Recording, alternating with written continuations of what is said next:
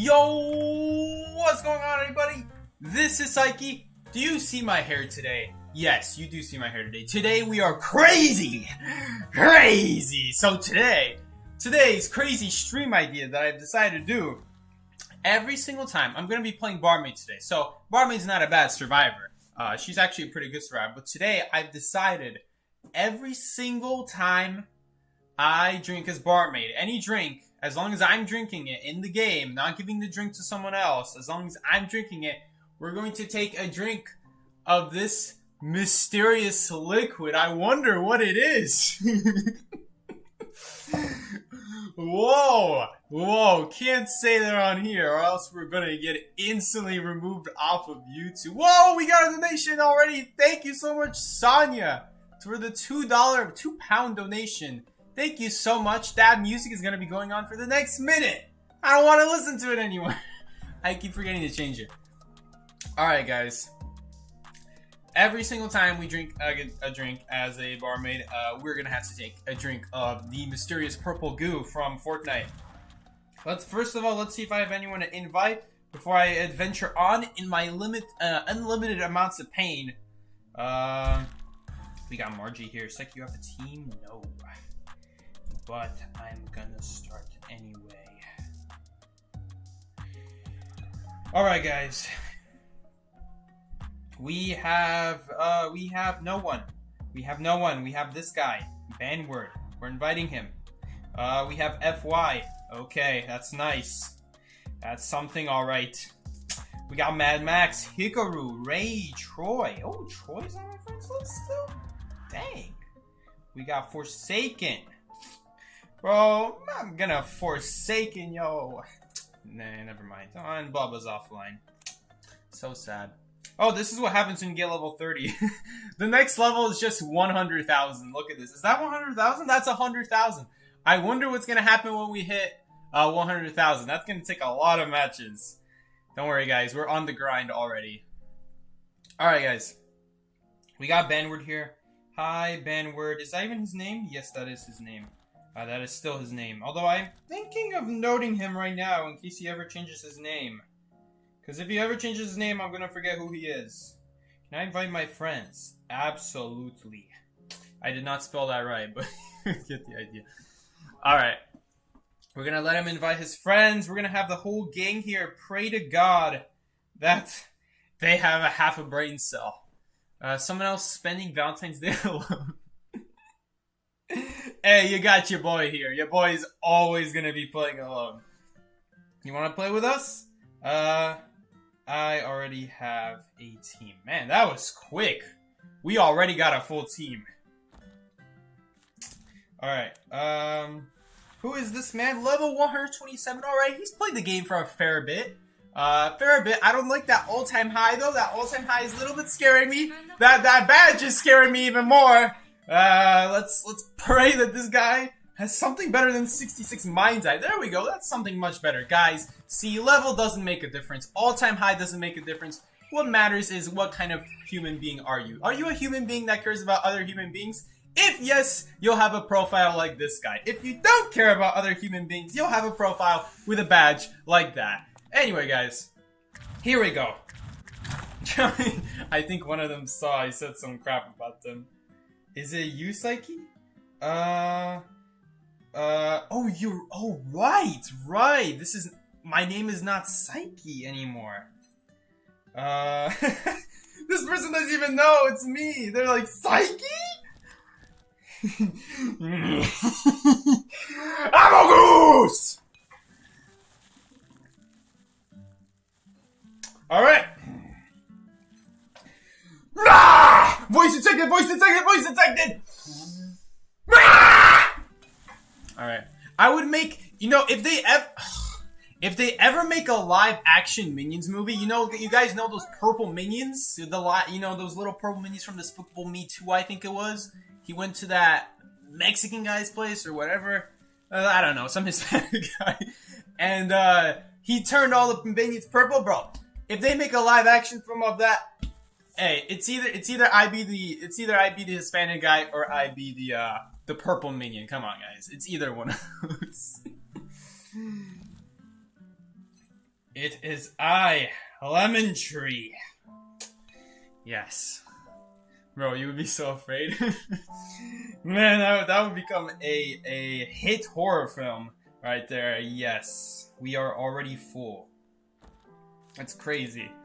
I'm gonna fill your mom up tonight, guys. Welcome to the stream. We got Sophie here, Glitchy Kaya, and Sonya. Hello, Sonya.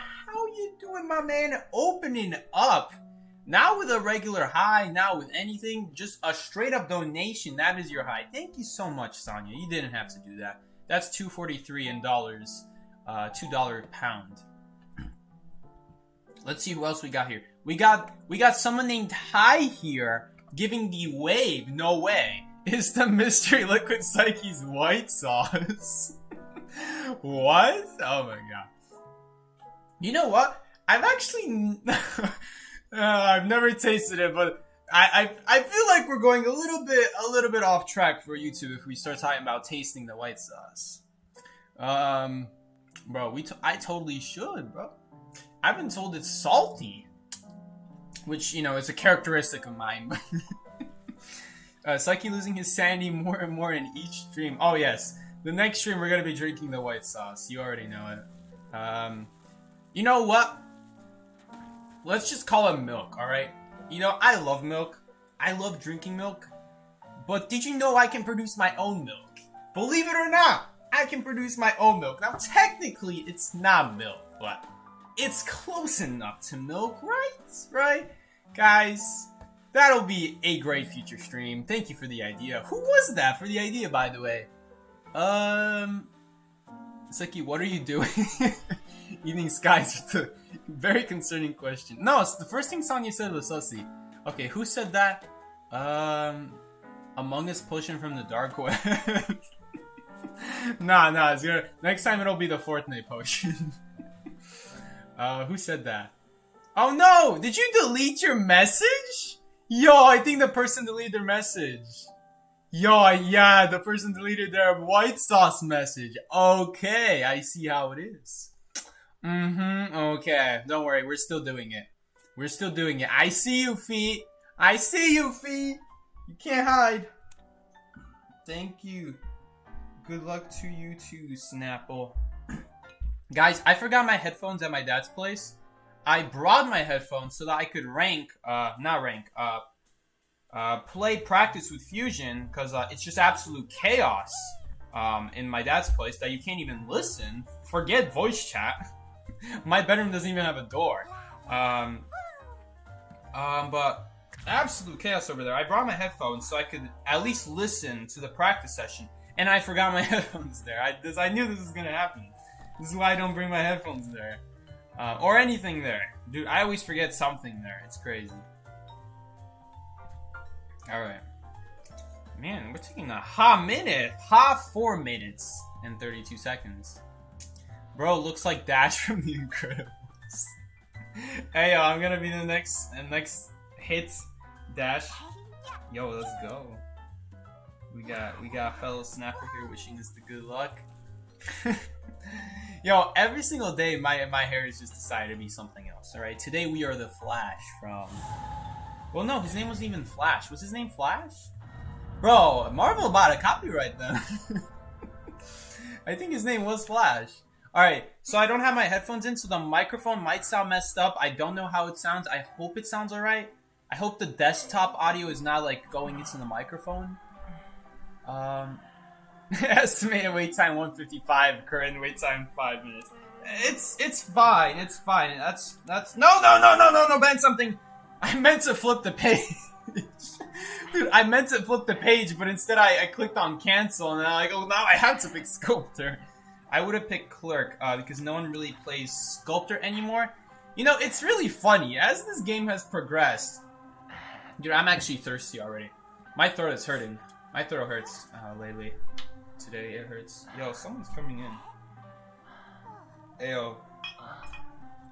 You guys walking in through this door? No. He just came to the basement. Anyway. Oh, I never played this Survivor. Let's play her. Sounds perfectly balanced. As all things should be, by the way. Um, should Entomol just have Tide Turn? Priestess is not a particularly great rescuer. Is the thing, is the problem. It's only if there's basement. And in that case, if they break the portal, you do need Tide Turner. If they don't break the portal, you don't need Tide Turner. It's weird. Yeah, that's just the wait time though. Usually it's instant. But for the beginning of these seasons, I don't know why, but the higher tier you go up, the easier it is to find matches, which actually doesn't make any sense. You know, if anything, it shows how much this game has become inflated with ranks. Yo, I swear you can put a portal here. Maybe right here? Okay, I know for a fact you can put a portal. Okay, let's not put a portal there, because Ripper is right there. Okay, Hunter is just literally sitting right there. We could actually send him a Priestess portal. He doesn't need one, though. Alright, I'm gonna save the portal. Part of playing Priestess is that you don't want to use your support if the person doesn't need the support in the first place. Oh, that's a Hermit, not a Ripper. That's part of the problem I see a lot of people do with Priestess. They'll just give the support even when it's not needed. Yeah, you can do it. I don't know why. Oh, it's because I was doing it too far away. Okay, that's fine. Wait, I said I would play Barmaid. I said I would play Barmaid. Okay, it's fine. We're already drinking it. You're right, I forgot to play Barmaid. I just saw Priestess lit up, and I'm like, dang, I never get to play this Survivor. We gotta play it.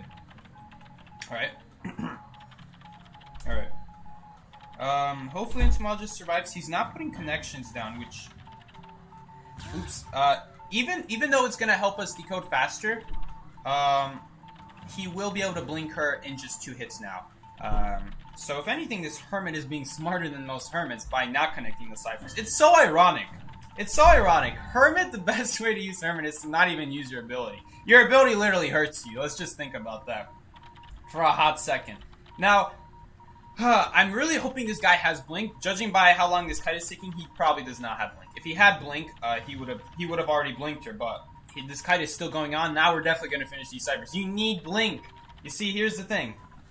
If you're not going to connect the ciphers, and you don't have Blink, now she did go down there, so never mind. If you don't have Insolence, if you don't have Blink, the ciphers are going to at least get finished. Like right here, he finally connected them.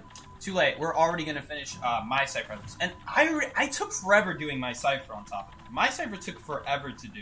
Alright? Alright, I took forever walking around at the start of this match. And we still got the cipher done in time. Now it's really annoying that no one's doing this rescue. In fact, I don't even know if we'll make this rescue anymore, but we'll try. If we connect enough sideways portals, we might be able to. As long as we don't get stunned here. We're gonna get stunned on the chair. It's pointless. We would need to go sooner. Or we would actually need the proper people with the proper Titraner builds to be the ones rescuing. But instead, we have a very awkward situation here. Dang, that still connects. That's very annoying. I purposely try to get away from that. And you know what? If he hits us with that thing right there, it's fine. Hopefully he hits the portal. Dang, how did it not hit the portal? I thought it prioritizes the portal. That's really annoying. Oh, he actually gave us both a charge, which is actually very good. Because now she will survive. So that was a huge mistake from that Hermit, putting a blue charge on both of us. Did I say purple charge? And I will still survive here. Hold up, why did I survive there? 1.2, 1.6. We actually need to help. You know what? I think I will help out with a portal right here. She's probably going to jump down this window, right? And we'll let her go back into this building. Hopefully she follows us. Okay, of course she did not follow us. The average priestess moment. If he swings at this portal, it's still going to buy her time, though, which is the good thing. And if he goes after me, that's even better. Because we do want him to go after me. But he's not going after me, so it sucks a little bit. Mechanic's going to be able to finish that cipher. It should be about 80% right now. No, okay, so he just decided to go after the mechanic instead. Okay. What Barmaid accessory is that? It's not Barmaid. Yo, how does Mia have that star in their name? Yo, what the heck? Okay, we could get a little bit of a problem here if he decides to connect my cipher. I don't know why he's not connecting my cipher. Because if he puts the same charge as the one I have, he could just straight up kill me right now. Although we know it's not gonna work, because I'm just gonna switch the polarity anyway, so... Problems with Hermit 101. There we go. Here's the entomologist. I have no idea how this Hermit lost her. Did he think that she went through the portal? Maybe. Maybe. I don't know how when there are footprints literally right in front of him. But we're actually going to be able to get a very easy cipher pop here. Maybe not easy win, but it should be... Honestly, I would pop here, but I'm a little bit hesitant. Okay, because right now, if he used 1,000 presents there, she would have been donezo. So I didn't want to pop there, but he didn't use 1,000 presents. So I guess we should have popped, but again, I'm not going to pop and just assume the hunter is not going to use their abilities. Or assume that they don't have them, is the other thing. So we have Panic, this thing, and Impact. Panic, Deteriorate, and Impact. So this guy's running very heavy anti-healing. Panic and Deteriorate decrease everyone's healing decoding interaction by, what is it called, 17%. If every single person is injured, those two combined lead to a 17% combo. We can all actually take the roller coaster here. Although I hope that they hurry up and that Cowboy drops the person sooner than later. We should be able to get away here. I know that we don't have the stop sign pressed, but we do have a Priestess portal because Priestess is totally balanced.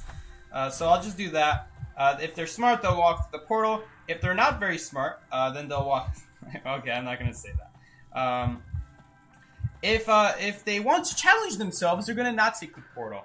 But we're going to go ahead, and now that we don't have the charge, we know that our Priestess portal is not going to get interrupted. So now we're going to set up the portal. Because if I set it up earlier, and that Cowboy got hit, and I share damage, then my portal just gets interrupted, and we just waste the portal. So now that we don't have a charge, we can just go ahead and use this portal, get out of gate, set ourselves up for a win here, and there we go. Pretty easy match so far. Yeah, there you go. We got a good Dobski's purple charge. New Hermit buff, purple charge. Just give a third. Honestly, it might seriously be what he needs, honestly.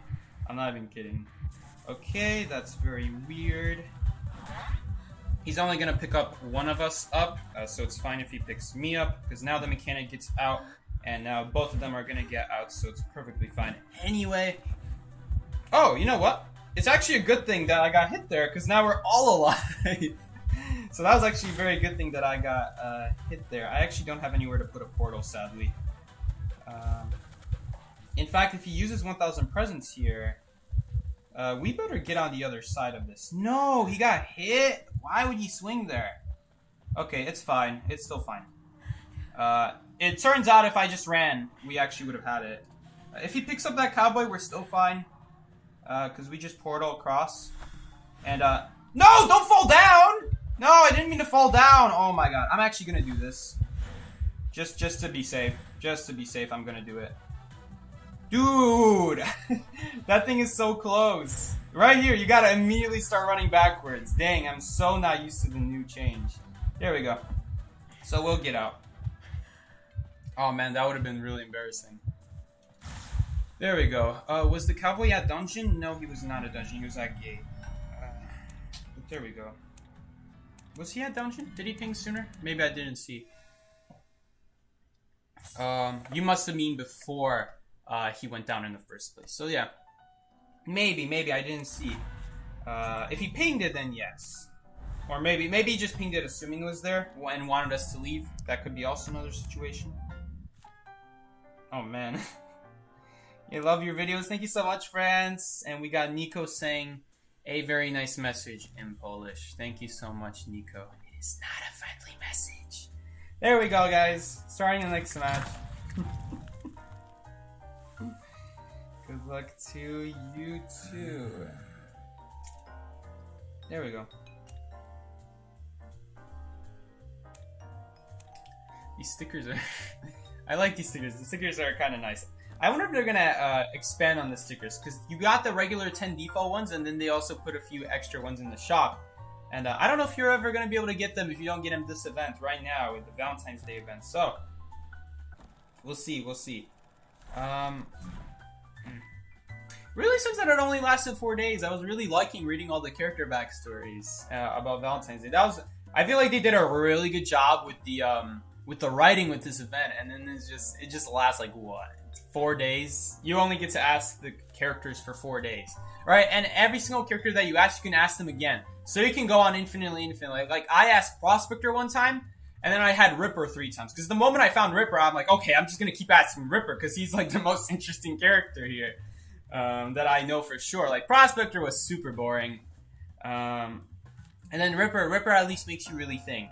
I forgot what he said. He said something really deep on the first time. The first time I had him, like, he said something super deep, and I'm like, dang, I could use that in real life. Psyche, have you seen the new Hunter? He's so scrunkly. I don't know what scrunkly means, but I really like the new design of the Hunter. I think it's really, really cool. I think I saw his abilities get leaked. I don't know what they do. I didn't read them yet. But he looks really, really cool. So I'm very, very excited for the new character, the new Hunter that's coming in the game. If you guys didn't see, the new Hunter looks like it basically. If I had to tell you what the new Hunter looks like, I mean, you guys could search it up. But if you want a picture of what it looks like, it kind of looks like this skin, which is already a big hit of a skin. By the way, all those Ripper S skins. I don't need this many Ripper S skins. I don't know. This one was gifted, and this one I got. This one I got as well. These two I randomly got from Essences. This is a Call of This 2 skin right there. Man, that was like a few months after I started the game too. That was my first. I think that was my first ever S skin. Call of This Ripper. I think that was my first ever one. And I was like thinking, man, I really want this skin. Ripper, my favorite Hunter, coolest concept, everything about him, awesome looking skin. I know Miki calls him the accordion man because of his mask. New Hunter walking on stilts. That's my one complaint. I don't like the way, like, why is he walking on stilts? I don't like that. I don't like that. They had a good design with the face, and then like, just give him long legs. Don't give him stilts, bruh. That would add to the horrifying look. How the Entomo is playing? She's my friend. Which person is Entomo here? We got Entomo here? No, I don't see any Entomos. Maybe someone changed their name recently that I don't know about. I don't know any of these people except Banward. This is all his friends that he invited. Oh yeah, I forgot what I wanted to say. No one really plays Sculptor or Dream Witch anymore. People really are picking a lot more Wax Artist, a Clerk, even Hermit, but Hermit's not a good Hunter at all. If you ever do face a Hermit, it's typically a very easy win. Even if you don't do a good first kite, usually the second and third kites are really good because he can't, unless you get farmed off chair. Usually it takes you more than one hits to kill the person off chair, which is terrible. Terrible. Why would you pick a Hunter that needs more than one hit on a survivor that's half health every time off of chair? It's not a good Hunter. Completely loses all his anti-deco that he sets up for himself. It's completely pointless. As for the other two Hunters, those other two Hunters are a lot of point and spray type Hunters. Tap and use your ability, and your ability does the work for you. That's Clerk, that's Wax Artist. You don't really see a lot of outplaying nowadays. Like, nowadays, you'll be seeing stuff like Wax Artist, Clerk, and like, they're not bad Hunters, but Clerk just dies to the wrong survivors, and Wax Artist just dies to the wrong maps. And so there's super situational Hunters that don't require a lot of brain power. They also don't have a lot of outplay potential. It's pretty obvious what you're going to do when you play Wax Artist and Clerk. It's not like a surprise like Sculptor where you really got to be on your toes trying to predict every single statue. It's pretty obvious they're going to record you once you start getting the first pallet. It's pretty obvious they're going to shoot at you when you're in the open against Wax Artist. And pretty much all that means is you just need to have the right ability or the right area, and you just pretty much counter them. Which is something I don't like about the game anymore. Is that even though I do hate Dream Witch and Sculptor, the game has become a lot more just point and shoot, use your ability, and they all have pretty decent cipher control. And it doesn't take a whole lot of effort to think about the Cypher control. With Dreamwitch, you really gotta choose carefully where you chair survivors, where you put your leeches. There's a lot of outplay potential, so if you're losing, it's probably a result of you playing bad, because it's really should be easy to tie matches. And at that point, winning the Dreamwitch match comes down to both your skill and the survivor's skill. Even with good survivor skills, sometimes there's too many leeches to deal with, too many blinks. I will say, it is really stupid that you just press an ability to use the controller, but at least it still takes a lot of knowledge controlling those leeches to secure a win as Dreamwitch. Because if you don't, you aren't gonna win as Dreamwitch. If once you kill the first person and you're having a hard time controlling all your leeches, you're not gonna win that match. Unless you're just giving a bunch of free wins. Psyche, what is the persona build, best persona build for Survivor that is very weak early, like Enchantress Painter? For the most part, it's really tough. It's really tough. That's a really tough question. The short answer is you shouldn't be playing those characters because there's no build that fixes their issues. Enchantress and Painter are survivors that start with no ability. That is terrible because nowadays this game has become so heavy on abilities. Like Clerk, Waxers, Dreamwitch, Sculptor. These are all hunters that start with pretty strong abilities that you don't want to mess with. Unless it's Waxers, depends on your area at that point. I'm just saying Waxers because you see him a lot, but Blood Queen would be a much better example. You really need abilities nowadays. You can't just dry kite hunters, and you can't just expect to dry kite hunters easily. It's not going to happen nowadays. Against a good hunter, they're going to have very pinpoint accuracy with their abilities, and you're going to need your own ability to dodge their ability. That's how this game works. If you don't have your own ability, you're going to take a hit, even if you get your ability after the hit. It's usually too late because you're going to get blinked after that. There's not a whole lot you're going to be able to do after that. You're going to get chaired, you're going to get blinked. The whole idea of this game is to use your abilities to prevent those what are they called? We're not going to drink yet, in case she goes after me. Now we'll drink. In case they ever have blink, you're just dead. You're just going to be dead, because the whole point of the game is nowadays use your abilities so that you stay above half health. Which is why Barmaid's not a super great character. She relies on usage after she's already hit, which is not good.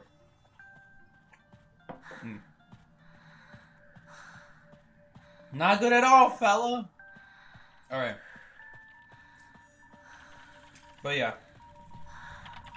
Hold up. Where's the Barmaid? Not Barmaid, Priestess Decoding.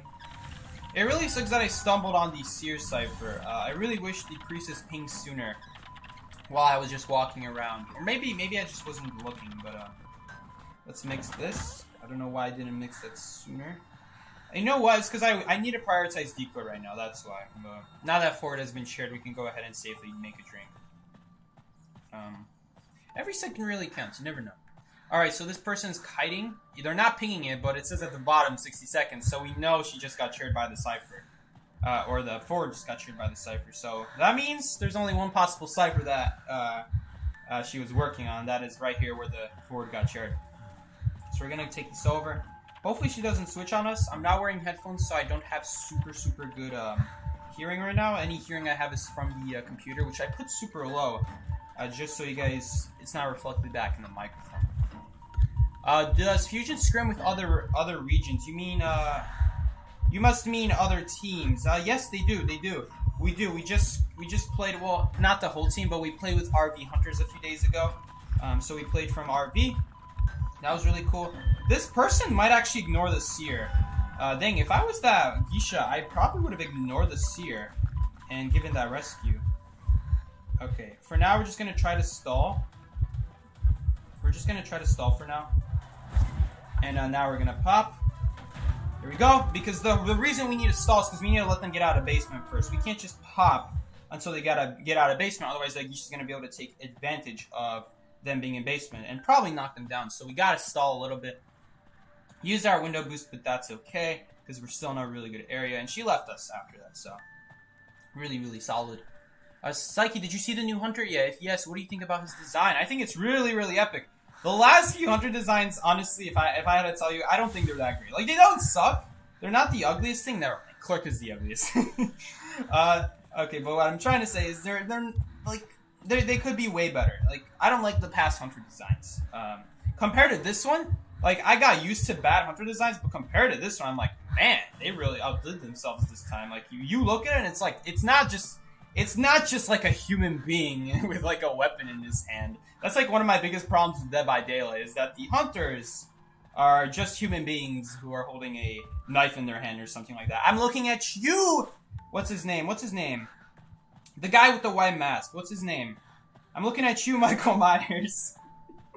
Literally just a guy in a mask and holding a weapon. At least Ripper is really original with his weapon. Stuff like Clerk, Wax Artist. I really love the direction you're going with this hunter. It looks really, really cool. I just hope he's gonna be good. Always sucks when a hunter is not good. Really, really annoying. Especially because we get like a hunter like what, every 3 months?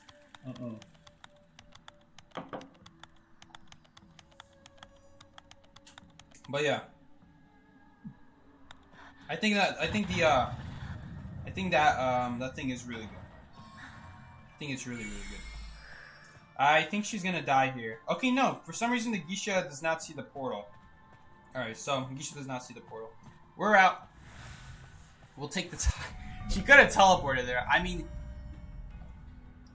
that's hard. That's hard because what she has to do, she has to wait right as the portal gets finished.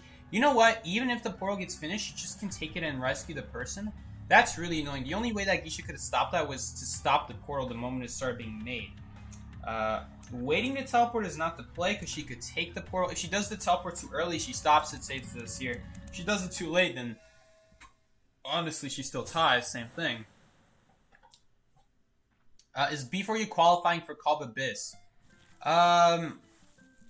Well, we don't know yet. That depends if they beat the 2 teams in their brackets. So there's gonna be a first bracket and then a second one, and then after they beat 2 teams, they'll be announced one of the winners of. Well, one of the not the winners, but winners of the regionals, and then they'll be able to go on to the global offline finals in Japan. I believe it should be this year. So you send me a cake pic. I'm not sending you a cake pic. Even if you send me one, Skelter, I'm not sending one back. That's not how this works. Let's see. I want to do like Hermit's design. Cleric, Waxers.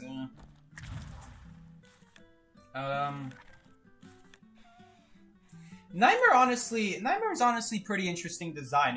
He really sucks. I never see him. Overall, like last few hunters, the design's fine. Like over here, they're just okay. They're not great. It's Valentine's Day tomorrow. You're crazy, man. You crazy.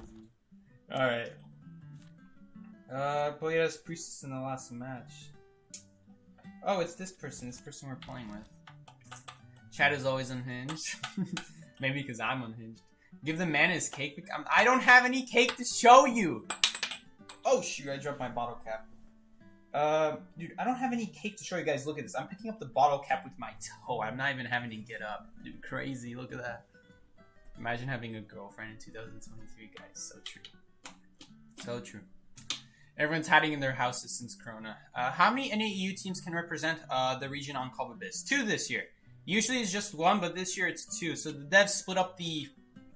How many teams are there? 8 teams. They split the 8 teams into 2 brackets, so there's 4 teams on each. Pretty much all you need to do to reach Call of Abyss Global Finals now is to beat 2 teams. Obviously, that's easier said than done. Depends on your bracket. Depends on what kind of team you got. If you got a team of nobodies, obviously that's going to be a lot easier than like a team like B4U, or Omega, or Ravens, or DN, or something like that. But yeah. Like there's also the problem that what is it? That anyone who's playing in Europe has a huge ping issue. Like someone from DN has a huge ping issue. One of them lives in Europe, so they have consistent 200 ping, something like that. So that's a huge problem for them. Great advantage for us. In fact, if our hunter ever finds that person, they're very likely just going to take them as the first chase. If they're ever rescuing, it's going to be a lot harder for them to pull off chair. Every time they get teleported on, the game's going to prevent them from pulling off the cipher. It really makes a difference. Every single time you tap to drop a pallet, the game is delaying it. That's letting the hunter slowly catch up more and more than that otherwise would be possible. 200 ping is a huge disadvantage. Heck, even your routes, when you try to turn with your joystick, there's a delay, so you end up taking wide turns a lot. Unless you're already like running into a wall, so that once you cross the corner, you just slide right off the wall. You don't need to run straight in this game. You can kind of run at an angle and you'll still run forwards. You don't lose any momentum like Dead by Daylight. Oh yeah. Your ping is 35 on average? That's crazy. You must live on the East Coast. East Coast people have really good ping. 35, something like that. Crazy good. Alright, I guess we're not gonna have Tide Turner. It's really annoying having Tide Turner as Barmaid. Like, Barmaid Tide Turner is not a good idea. So I really cannot take Tide Turner Barmaid. It's not a good idea. It's like taking Tide Turner Seer. Why would I ever do that? It's not even a good rescue character in the first place. Are you excited for Call of Abyss Psyche? Yeah, for sure. It's gonna be really quick though. It's only gonna be 1, 2, 3 days. So I assume day 1 is gonna be first bracket, then day 2 is gonna be the other bracket, and then day 3 is gonna be a combination of semifinals and finals, I imagine. We do have a heartbeat, so we gotta be extra careful here. We're probably gonna be taking a lot of shots this match. Unless the hunter just doesn't find us, okay? The hunter just lost us, alright? Dang, so they're actually gonna go after the Antiquarian, which is a little bit bad for us. It's a Ripper. Oh, God. Ripper is always a scary hunter. He's actually gonna opt to come after us. No, he's not. He's still chasing the Antiquarian. We're wasting a lot of time, man. It's really annoying when, like, two people run across each other, because now we both have to play safe. Neither of us can really go for a cipher. Because, like, he's not really on me, but he could switch on me if I just reveal myself out in the open. So that's something I have to be careful about. Oh, nice! That was a really good thingy there. I'm surprised the Foggy Blade didn't hit her, though. I guess she must have been on the side of him. The Foggy Blade still comes out as long as he starts to swing. It doesn't matter if he got stunned in the middle of it. Dang, that was a really sad owl. Unfortunate. And the Antiquarian is gonna have a hard time kiting this Ripper now. That owl is so important. That owl is worth 20 seconds of kiting time. Ripper is a hunter that is very similar to Blood Queen. Every single time his Foggy Blade is up, you're taking a hit. There's no way about it. No good Ripper is gonna miss your Foggy Blade. There's nothing you can do about it once he gets in range. You drop the pellet on him, it's gonna come out. It's gonna still come out. If you don't drop the pellet, if you try to run past the pellet, he's gonna shoot the Foggy in your direction, assuming you won't drop it. Now, if you do drop it, it's still hitting. So, in either case, you're gonna get hit. As long as he's in range, he's gonna hit you. So, you need a good ability to counter his ability. What's his name? Antiquarian is not that great at it. Like, maybe she can block it in midair, but that's not really a viable strategy. Now, she could delay the Foggy Blade. She could delay it by smacking him into a wall, and then for like the next 5, 7, 9 seconds, depends on how many times she hit him. But for the next 5, 7, 9 seconds, he could be disarmed, which is really, really good. I think I might actually work on an extra cipher here, because this cowboy I'm not so sure is working on a cipher. There is a cipher here. We do know about this one already. And yes, I think we are going to do that right now. Pretty good stuff. Are you part of the main 4 of Fusion? I hope you are. Yes, I am. We don't have any other survivors. I mean, I guess we do. But they're not going to be the main team. We already have our 14 selected. Originally, we didn't, but by the time Call of Abyss started, we did pick up an extra survivor as a backup. But otherwise, we have a pretty solid team. We have 5 survivors, 2 hunters. That's very, very nice.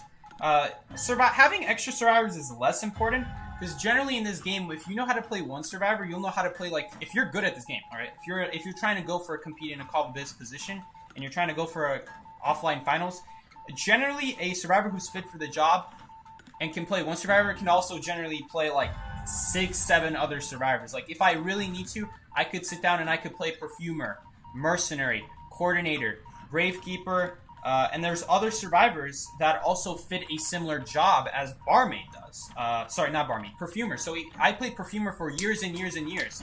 But as it happens, there's also other survivors that are similar to a Perfumer, very similar, like Seer.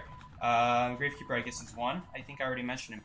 So, like, if I really need to, there's a lot of survivors I can pick from, so I don't really need, we don't really need a replacement, survivor.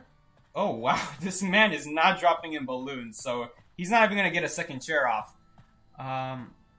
Who's on the team? We got me, we have Green, we have Momo, and we have, who's the last person?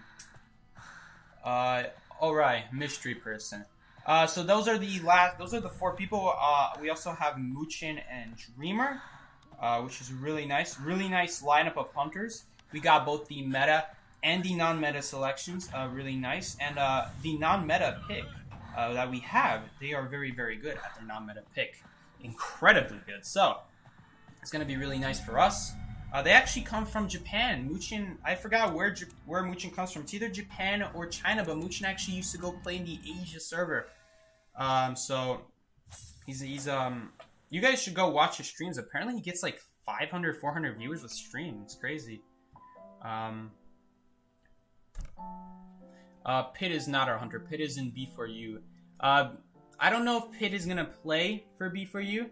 It seems like the whole reason B4U picked Pit was just so they have one less good hunter to go against. Like, if you can't beat him, join him. Or in their case, they had Dreamer join them. And when you have people join you, obviously you cannot face them. So, I don't know. I don't know in what situation they would have Pit play. It seems to me like they would just have Sprinter always going round 1, round 2, and then maybe Pit will play Bomb on round 3 or something like that. But really, everything Pit can play, Sprinter can play just as well, if not better. Psyche, what is your character in your, what is the Chinese character in your nameplate? It means tree. And I'm matching with someone else. I'm matching with Bubba, my old rank duo for over a year now. Bubba. I never really get to play rank with her anymore, because she actually had a broken leg. Well, broken knee, but eventually that healed up and then she started going back to work, so I really only get to play with her Wednesday, Thursday, and then maybe some afternoon sessions, but that's it.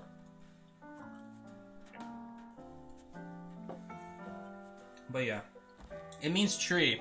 We didn't have any lemon. We couldn't put lemon or lime. Those are obviously taken, so we decided to put Chinese character that means tree in there. Psyche, do you have a Valentine yet? No, I've never had a Valentine in my life. Is Legacy still a thing? Maybe they changed the names. I don't know. They're not in the top 8. I don't know what happened to them. I can't speak on it, honestly. Maybe they disbanded. Maybe they're still around. Alien is not playing for Legacy, though, I'm pretty sure. Alien, I think, is in one of the 8 teams, and none of those 8 teams are Legacy, so I don't know if they're still a thing. 21 years of being single. Well, okay, for like half of that, you know what, for the majority of your life, was it really a big deal to be single? I don't think that was a big concern. How is Ellie as a coach? Dang, Mark with the very personal questions.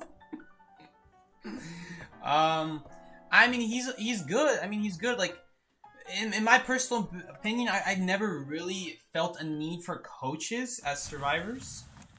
Especially when you're working as a team, your team just straight up tells you, hey, why didn't you do this for me? You should have done that, or something like that. Obviously, less condescendingly. But yeah, I don't think the need for a coach is very, very important. It's more important in real life sports or maybe any other esports game, but in a game where you already have 4 other people working with you, who can literally see what you're doing, and whose lives are impacted because of what you did, it's pretty easy to spot out what happened wrong and what happened right. Now, obviously, if none of the 4 players know what went wrong, well, that's where a coach comes in. But basically, Ellie's job is to look at the other teams from Asia and kind of give us that info of what they're doing so that we can implement that in our gameplay. That's kind of the purpose of the coach. So while we focus on playing on the game and continuously getting better at the game, he brings us the strategies, or if we come up with our own strategies, we can try that as well. But he just tells us about other strategies, and we're there to try them out. Is the real, I guess, purpose, you could say, of a coach, I suppose. Because if a coach is just sitting there watching your matches and that's all they do, it's fine. It's fine. It's fine if the 4 survivors don't know what to do next. But if one of your 4 survivors already know how to be kind of like that coach figure, you don't really need a coach at that point. Especially if they already watched the gameplay and they're taking notes on it, learning from it. Dude, Ellie goes on the treadmill and he watches gameplay for an hour straight. I'm telling you guys, he's really dedicated to it. And so that's where he gets a lot of his ideas from. He gives us those ideas, and we try those ideas out in our practice sessions where we're going to be using them against other teams in our tournament that have been proven to be working strategies that have been very, very good. But yeah, that is the idea of it. You heard me. Ellie goes on the treadmill and just runs for like an hour while listening to IVS. I don't know how he does it. Dude, if I'm going to watch anything while on the treadmill, I'm not watching IDV gameplay. Not me. No way. I wouldn't even watch IDV gameplay sitting down. No way. Bro, benching the bar while watching IDV gameplay. Well, it's a lot easier to run. This is really true for, at least in my experience, and it seems Ellie agrees with this.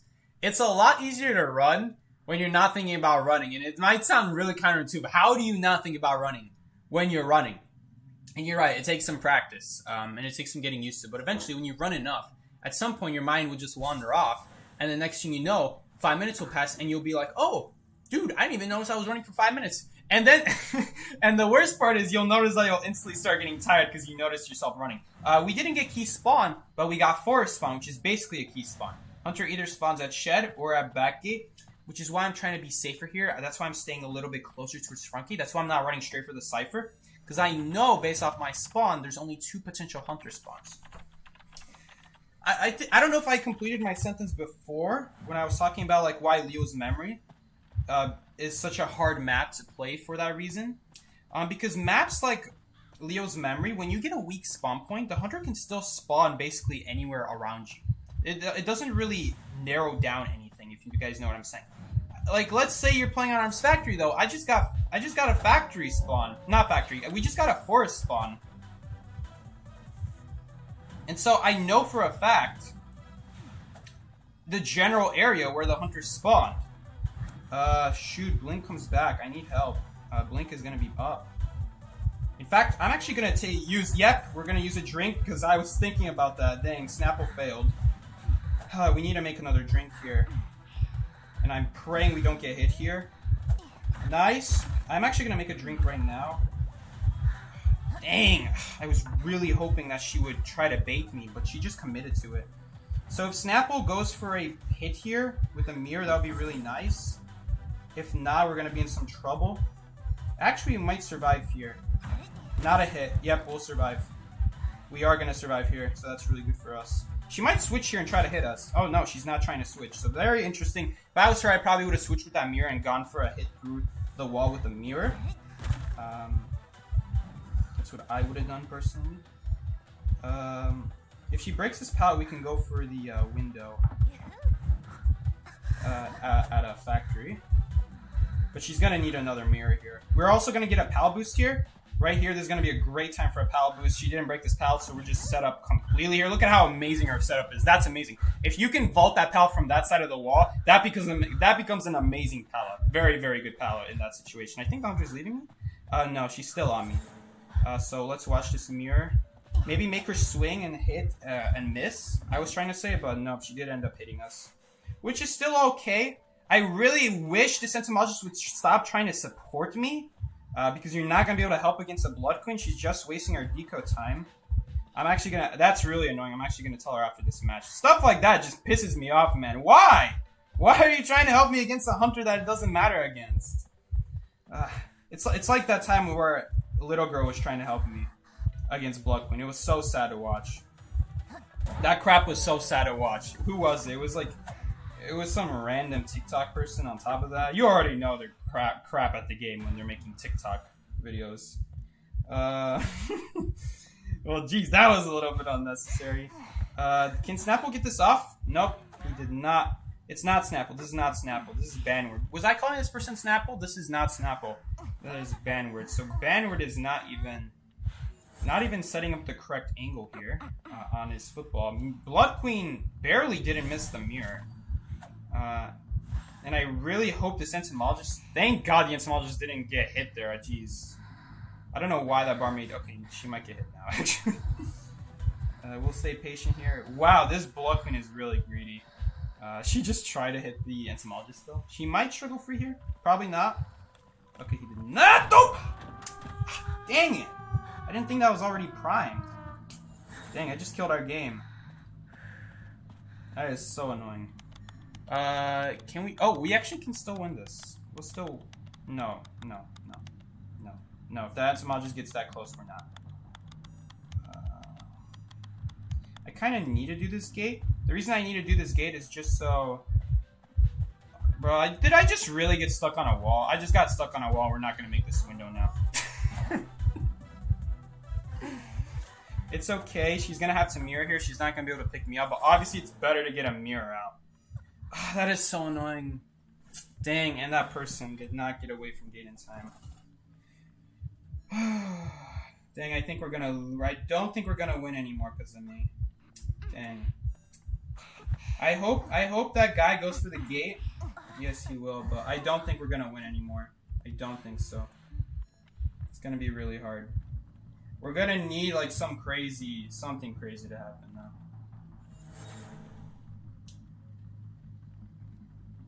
No, don't worry, Snapple. It wasn't you. I realized. My bad. It's not you. Let's not go after that gate. Shoot, did I drink 3 bottles this match? Do I have to drink 3 times? Dang. Healing wouldn't be that bad of an idea here. Honestly, healing is not that bad. They can heal up. I'm not going to heal up. I'm just going to go for the other gate. If I were them, I would also heal away. Farther away from that gate. That pallet might be useful for a boost later. It's definitely going to be more helpful than up. Than just sitting up. So we're going to drop it. And maybe they'll get to heal up, but something tells me you think they're going to die.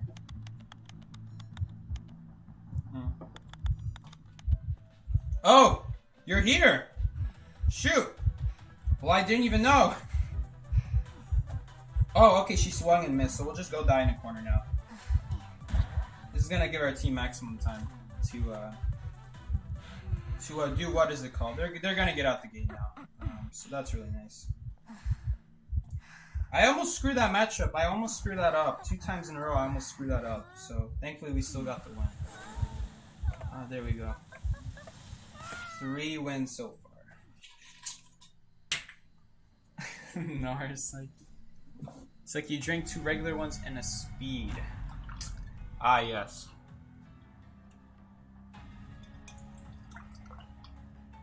The goal is to finish this bottle by the end of the stream.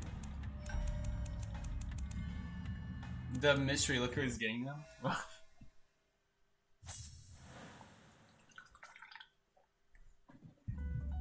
I wonder what it is.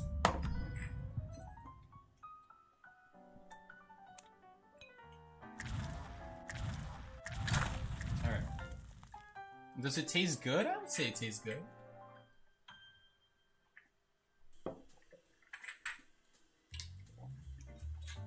Is it actual alcohol?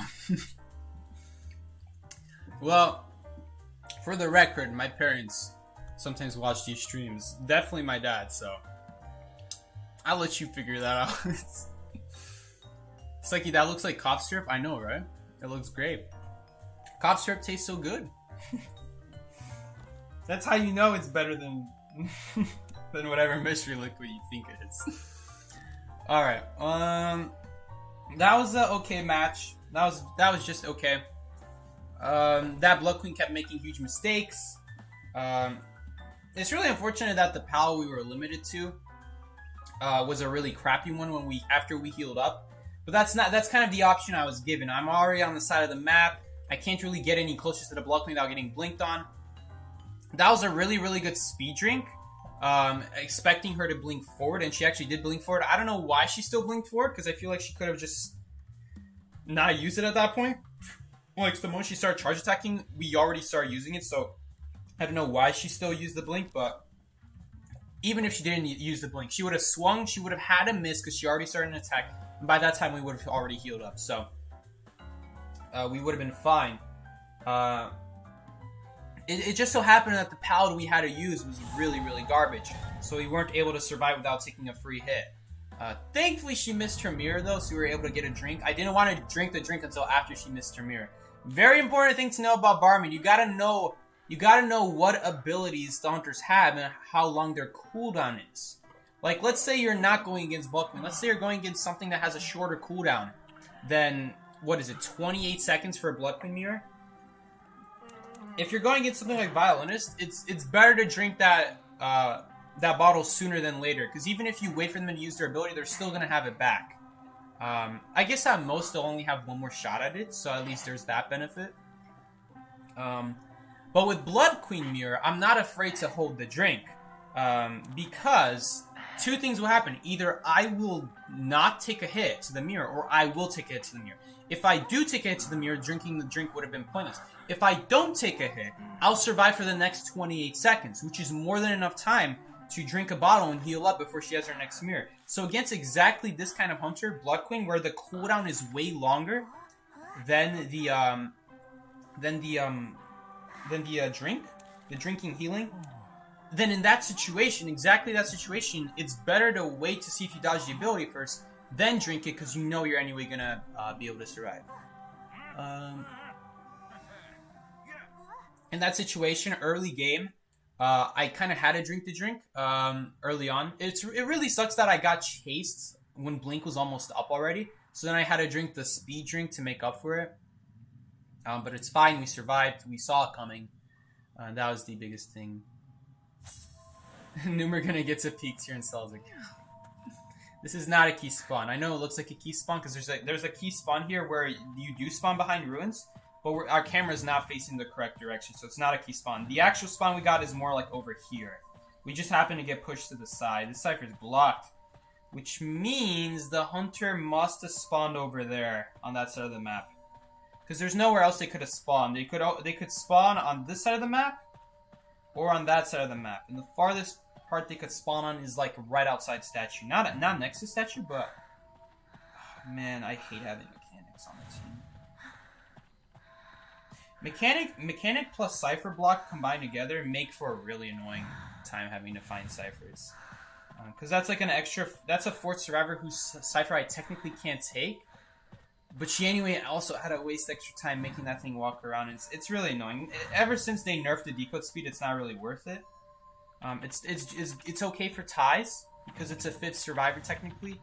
So it's a kind of like a distraction, but otherwise it's not very good at its actual decoding job. Psyche, which hunter do you think will be top pick for this year's Call of Abyss, aside from Dreamish, of course? I'm thinking probably Clerk. I'm thinking Clerk is going to be the other top hunter. Generally any hunter nowadays, hunters have become a lot more where like you tap a lot of you could say survivor abilities, where you just tap and the ability kind of does it for you. That's pretty much how it is with what's it called, Clerk. You tap your ability right as they approach a cipher, not a cipher, a pallet, and then they just can't interact. Hopefully they have a good item at that point. And if they do have a good item, then you're usually screwed as Clerk. Like, even if you kill someone, like, at that point you're hoping for a Hail Mary, one cipher remaining, maybe you keep blocking it. Against good survivors who keep getting off the cipher and expecting you, knowing when you're going to when you're going to check them. Plus, you're going to have extra survivors on the cipher, so if you record one, the other will just decode it. It gets really hairy against really good survivors. That's kind of the problem with Clerk. But she's definitely the easiest to use among all the hunters. Another possibility is, as always, Bloodqueen. Bloodqueen is always going to be very good. But there also are going to be some strange picks in there. You guys will also see Spider. Spider is going to be up there. Not going to be very frequently used, but Spider. I am expecting a Spider in this tournament. Let's see what else. I am expecting wax artist, at least from, I'm expecting one from Sprinter. A wax artist from Sprinter. I think we're gonna give this drink to the, forward here. I think we're gonna just sell this person. It's not really worth the rescue. Especially because they have full presence. He can actually cancel the, I don't know if the forward knows this, but he can actually cancel the drinking animation. Just by walking and then running. That's one way to do it. There's also another way. Oh, I mean, I guess I could heal her? I guess not, never mind. Alright, it's fine. We don't really need to heal her. Is Novelist banned from Call of Abyss? He's not banned, he's just not in the game. So how do I explain this? It's really confusing. Maybe I'll log onto the test server. I'll log onto the test server to show you guys. I think I'm allowed to do that, right? But you know what? I don't really need to prove it. I can just tell you guys. Novelist is just not in the book. He's not one of the selectable survivors. I don't know why. All the survivors after Novelist are there. Like Little Girl is still there. Antiquarian is still there. Those survivors came after Novelist. Well, technically, Little Girl came with Novelist. So why is Little Girl there and not Novelist? I don't know why. And the whole reason you guys see that there's no Novelist outside of just this Call of Abyss for NAEU is because we use a tournament server. And I assume this tournament server is shared across every single region on the world. Every single region, Japan, China, when they play tournaments, they probably use this tournament server. And so we all share the same server. We're just connected to different regions, so we're connected to NAEU. The game literally asks you at the very start, which region do you want to select, connect to? Europe, or China, or Japan? And so it does that for you. We have to watch out here because of how wax. In fact, I think I might even use a speed drink. No, he's not even shooting at me. He shot at me. There we go. Saw that coming. But this mechanic is probably going to go down here. She didn't even run towards a pallet. She ran towards a pallet that she's not going to be able to survive at. She should have chose a... Maybe I should have body blocked for her. Oh no, I didn't notice how close the Cypher was to finishing. I should have body blocked for her. That was my mistake. I'm over here busy talking. I don't even think it's a good idea to do this gate. It's not a good idea to do this gate.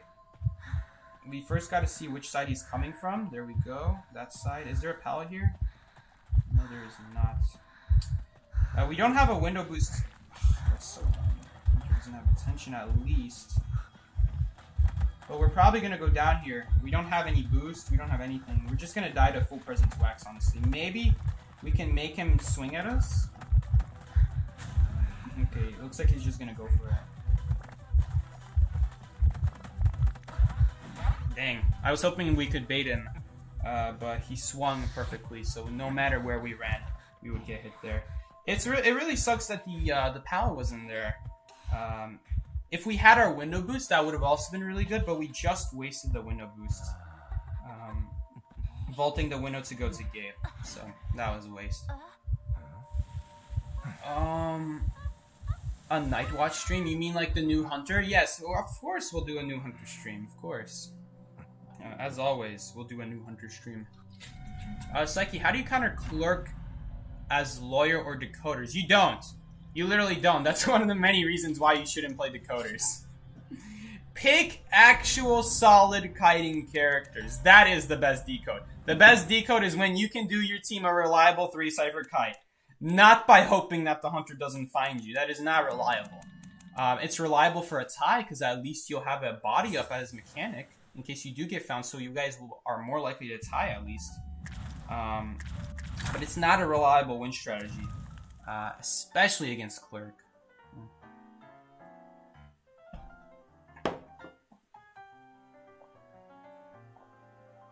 What's the major change since Season 18? I don't even know what season we're in. What season was Season 18? When was Season 18? Give me a year and not the season number. I lost track since like Season 10. Season 18 was... Ooh, that was over a year ago. You want me to sum up this whole game in a year. Alright. What's changed in a year? You want to know? Pretty much nothing. The survivors that you saw me play in this season a year ago are still the same survivors you see me play in Season 24. Like, the one change is like Acrobat, but Acrobat was actually better in Season 18 than he is in Season 24. I'm just playing him now. If you really want to know the major changes, then really there aren't. The only really major changes I could tell you is that there's like 2 new hunters that are kind of used, kind of good, but have major weaknesses, like just picking good characters against them, like against Clerk, picking Patient, Mercenary, any harassers, really kick her butt, her fat butt, may I say. And then Wax Artist is the other one, but he's too situational on the map. As long as your teammate picks a good character and kites well, knows how to kite, use tall walls, then they're gonna kick his butt as well. It happens to be the hospital's a good map against him, but we ended up losing that. Unfortunate. You miss when yeah, I do. I mean, obviously she needed it, but man, those are the real days. And Mind's Eye was actually blind. Those are the good days. No, they were not good days. They were not very good days, but because then because that was when Dream Witch was at its peak. That was like when people really started noticing how crappy Mind's Eye is, because Dream Witch was the first hunter that made Mind's Eye just useless. At least before Dream Witch, Mind's Eye wasn't bad. Like, you have had people who played Clown, Spider, and for that you just pick a good kiting area with a good palette, and then they would have a hard time getting past that first palette, and you'll have a good start at least. With Dream Witch, and then after Dream Witch was Blood Queen, those hunters, you're not gonna be able to kite with just good areas. You're gonna need a good ability as well. And that's not to mention that Mind's Eye didn't even know when the servant was coming. Back then, the game did not tell you if the Dream Witch is next to you, so you had to see the servant. You couldn't see anything when you're decoding a cipher. You could only see the cipher glowing, and that's it. Everything else was dark. Psyche kind of looks like he exists. I don't know. What about you? Oh, what are you guys talking about? Which hunter players are you particularly looking out for? I'm excited to see Sprinter play hunter again. Yes, absolutely. Sprinter, we're looking out for. Fafa is another one. Another important one to keep in mind. I don't know any other hunters. I guess Pid, but like, I don't think Pid is going to play more than 1 round. And even if he does play 1 round, like, what does Sprinter not play? Is a good question. Female dancer is one of the priority bans on Japan region. What do you think? I do think it makes sense. I don't really like it because she's just okay against Blood Queen. So if you ever go against Blood Queen, you're in trouble with Dancer. Like, you gotta drop. This is the problem with Dancer. Even though she can swirl away from the mirror, there's a few problems with that. First of all, you have to put the box ahead of time, because if you try placing it when she already has a mirror up, that's too late. You're gonna get hit already. Second, that's assuming they don't break the box when you place it early. So not only are you placing it early, you're also assuming that they're not just gonna immediately break it. So really, all you're doing is stalling for a few seconds, which is not a super good strategy. It's okay, it's fine. It's just, it would have been better to have an answer to the mirror, not delay it. And so she'll do that for a few seconds, chase you. You'll keep dropping a box until she gets them all out. Or let's say she doesn't break the box and she just tries to start mirroring you. You'll twirl away. But here's the thing, the twirl is a little bit too slow. It's not like Perfumer where it's instant. There's a slight initiation period with the twirl where you're stuck in place, so right as you start to twirl for like half a second. If you try to twirl and wait on the twirl until you see her swing, you're getting hit. Which means not only do you have to place the box early, you have to start twirling earlier before she even starts swinging, which causes problems, because if she did swing, at least you're more likely to survive. You're still not guaranteed to survive because of how long the mirror lasts. But if she didn't swing and you twirled out of the box, in what situation are you still in the box and you twirl against Blood Queen? Then you're not going to have any answer after that. You're still getting hit. That's like the biggest problem with Dancer, but otherwise, every single other hunter, she's really, really solid against. Every single other hunter. Really, really, really good survivor. It makes sense. Very good survivor, mostly because you just put boxes in the middle of the map, and your other survivors go there, and they're almost unkillable. They're seriously almost unkillable. Because how much they buffed what was it?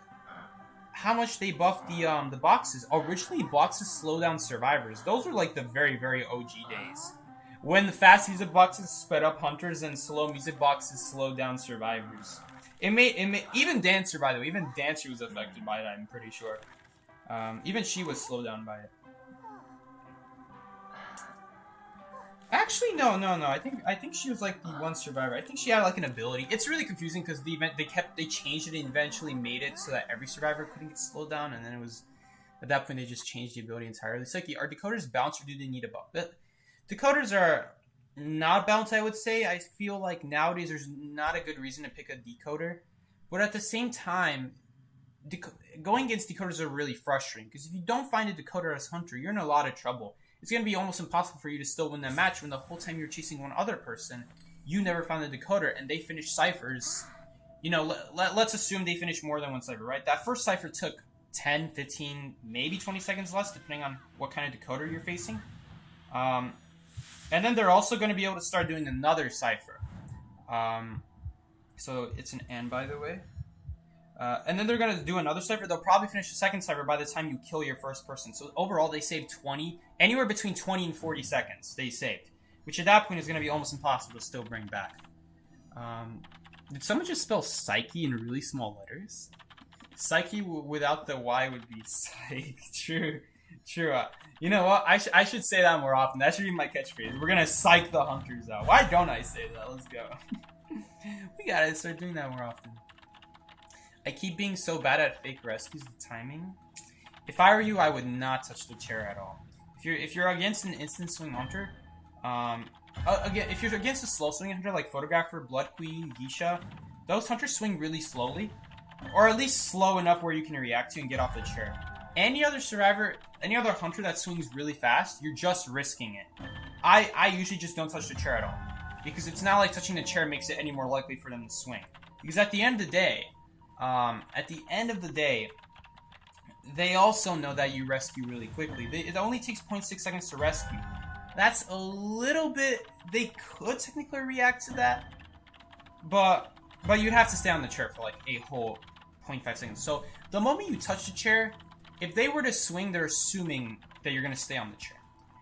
So for that reason, I say that no, you cannot react to survivors touching chairs. As hunter, you cannot react to survivors touching chair because at any moment they can get off. They don't have like a period of time where they can't get off once they start touching. That's why terror shocks in this game are not reliable. You go for it, you might see them touch it, but how do you know they're not going to get off? And that's why as hunter, you can't really predict terror shocks because they could technically just get off at any point.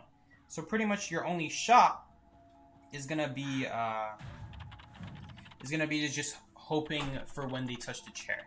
And very often when you hope that they touch the chair, they haven't been touching the chair for like more than 0.2 seconds. That's usually what it means. And obviously now 0.2 seconds you definitely couldn't react to. At that point you definitely had to make an assumption there. So we know that for a fact at that point. But the point I'm trying to make here is because of how unpredictable this game is for both hunters and survivors when it comes to swinging on terror shocks, I personally would not touch the chair ever. Because it doesn't really matter if you bait them, because at the end of the day, it's the same thing as if you didn't touch the chair. They still chose not to swing. And if you just stand there, trust me, just stand there. You're gonna have a lot of times hunters just still swinging at you because they know that you could still do the chair rescue so insanely quickly. It doesn't take 2 seconds to do a rescue, and it doesn't take time to get off the chair. It's instant. It's instant to rescue and it's instant to get off. So, it'll do you just as much good to not touch the chair as it does for you touching it and then risking them terror shocking you for like 0.1 seconds. Don't even give them that chance in the first place. Obviously, if they're not swinging at you, then you're going to be forced to touch the chair. That I cannot deny. But at that point, you can identify what kind of hunter it is. If it's something like Geisha, Photographer, Blood Queen, then I would be very greedy. If I were you, I would be very, very greedy about them trying to hit you,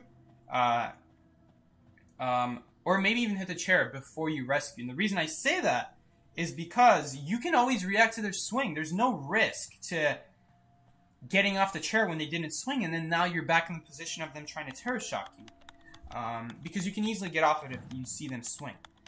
But if they don't swing, you also get a free rescue. It's just when it's Axe Boy, Lizard, Clown, Gamekeeper, when he's shaking his hook, the hook is also instant, as long as he's not like far away from you. That kind of stuff I would not try to like wait for a hit. Because if he sits there, I can't possibly react to a swing that fast. I just gotta take what I can. Really. It really depends on the hunter. Psyche looks like the type of person to go. Yo.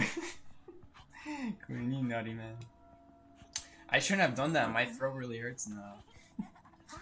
It's like he's just a figment of our imagination. So true. I gotta watch for like a dungeon here. I gotta be careful. I just read the hunter power and I think it's kind of like Lucino. That's not a good sign then. That's not a good sign. That's not a good sign.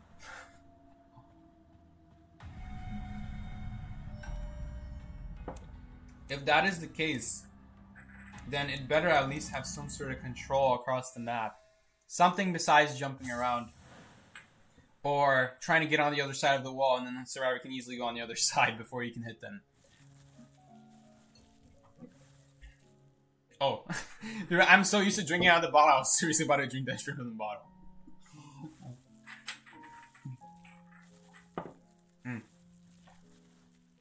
It's like he's my sleep paralysis demon. Oh my god. Am I really that horrifying? Am I really that ugly? Oh god. Am I really that empty inside? From what I understood from the Hunter powers, it seemed a bit like Old Ripper and Prospector. What do you mean Prospector? There is no Prospector Hunter. Yeah, the abilities got posted. It's in my Discord server. Someone posted in my Discord server. So if you can't find it, it'll be there. I could actually send you a picture, honestly, right now. Because I saved it. Well, not right now, because it's... Actually, yeah, I could right now. Oh, no, I forgot to charge my iPad, bro.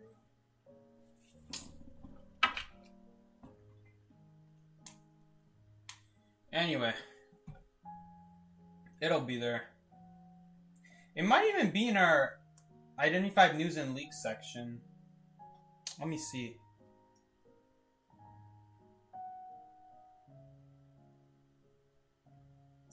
Let's see. Dude, I just hate scrolling through that. There's so much crap in here, like, bro. Let's see. Happy birthday, Andrew. Yeah, it's here. It's here. It's literally in our server. Yeah, it is there.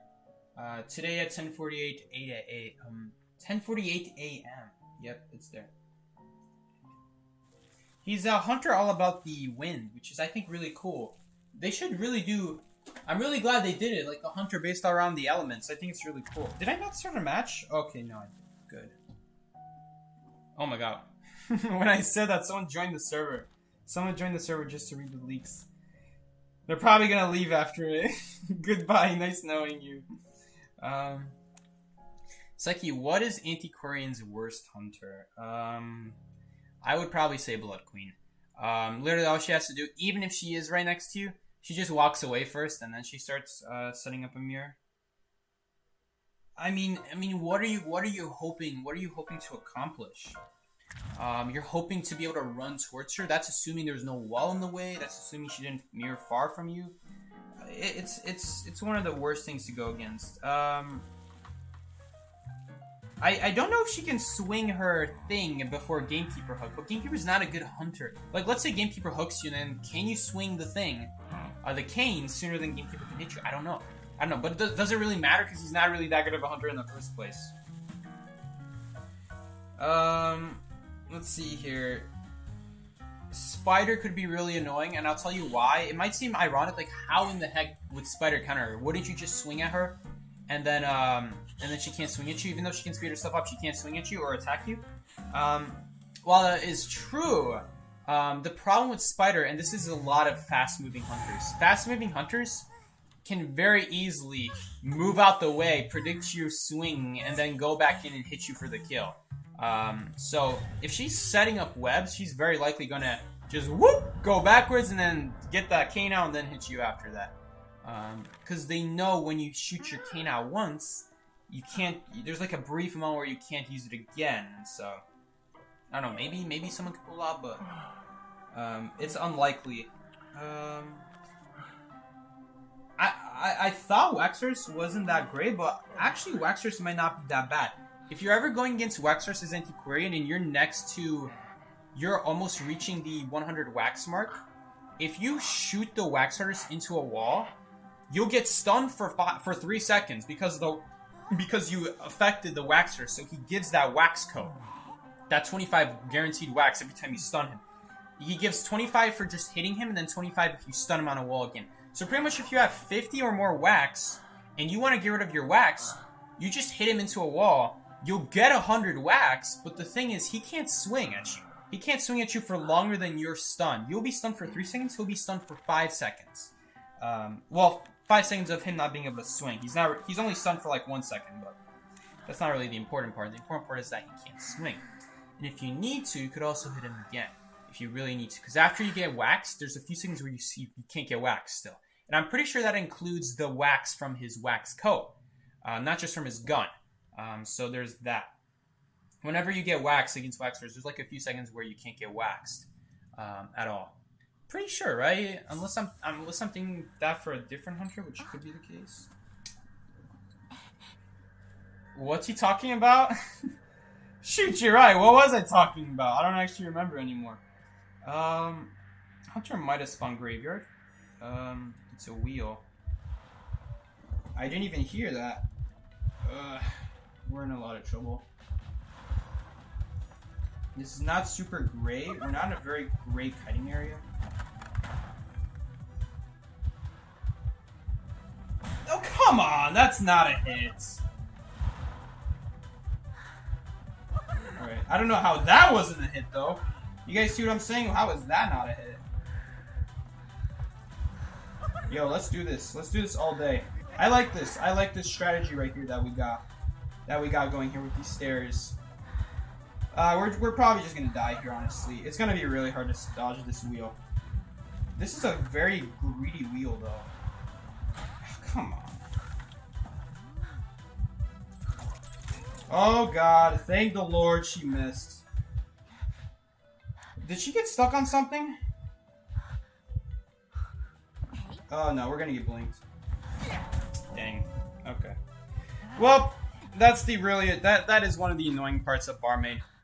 Not a whole lot we could do there. We're pretty much limited to how long we can kite the wheel for him, and that's it. With literally no windows. Like the window, there was a window, but it was too far away. And the moment we vault that window, we can't use it again. So what's the point of using it once at all? Especially if it's going to cause us a hit. If it's going to cause us a spike to use a window that we can only use once anyway, what was the point of using it in the first place? Exactly, there is no purpose. Okay, for starters, why? Why? Oh my god. What are you rushing for? That was not like a rescue that she was running out of time on. I don't know what was going on there. Okay, we're just gonna have to... I can't take this portal yet.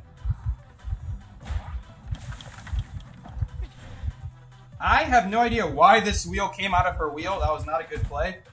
We still heal up. Does she not know about the Barmaid buff from a while ago? We could actually mix a drink now. I don't know if it's going to be able to help us. We can't dodge that. That's not dodgeable. We can dodge this though. Wait, what? Uh-oh. I think we die. Yo, help, help, help! Help! Yo, are you gonna lasso me or what? Nice. Did she even hit her trap? She completely missed her trap on top of that. Dude, what is our cowboy doing? Oh, now you want to help out when I'm right next to the chair. I'm not inviting this guy anymore. And it was after half. Oh, right, I forgot it was after half. Why didn't he just help me on the spot? That is so annoying. Why? I'm a female. He's a male. Even if he hits us, it's gonna do all the damage on him. Some people don't even know their characters.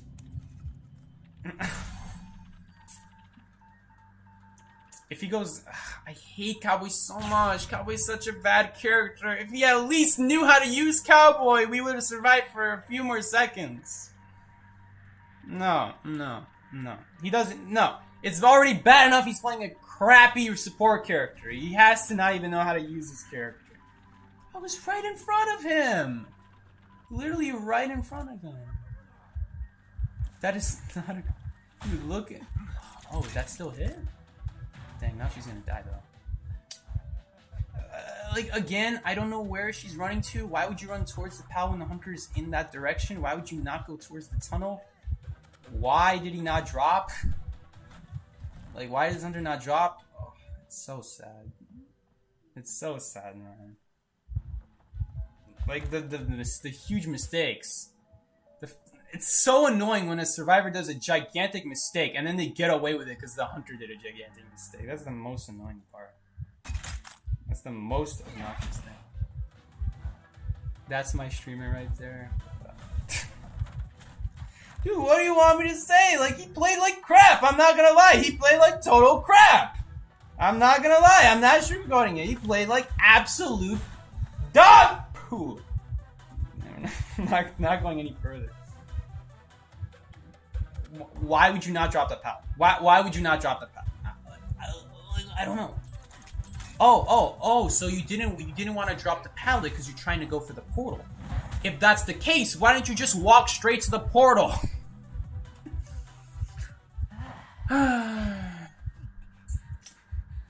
Psyche's gender isn't gendering. Bro, you cannot be telling me Barmaid is not a female and Cowboy is not a male. It is literally in the game description. You go play Cowboy, you go search up his selflessness, whatever it's called.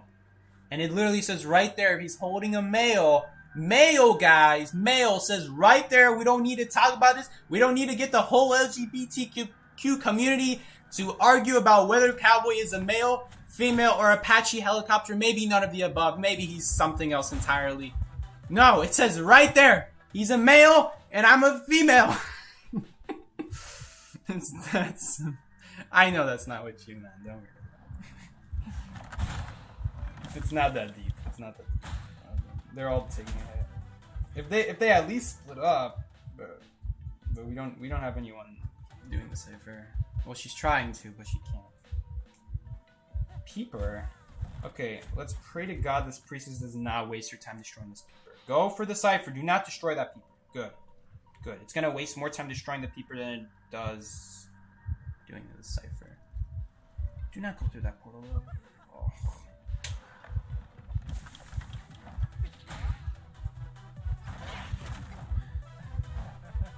What the heck? What was that? Hey yo, he admitted it. Oh, that I'm female? No, I'm not female. Okay, no. This is getting out of hand.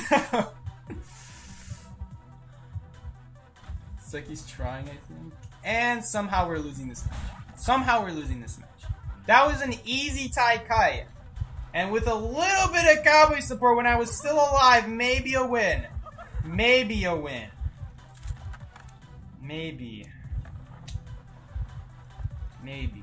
At least a tie at minimum.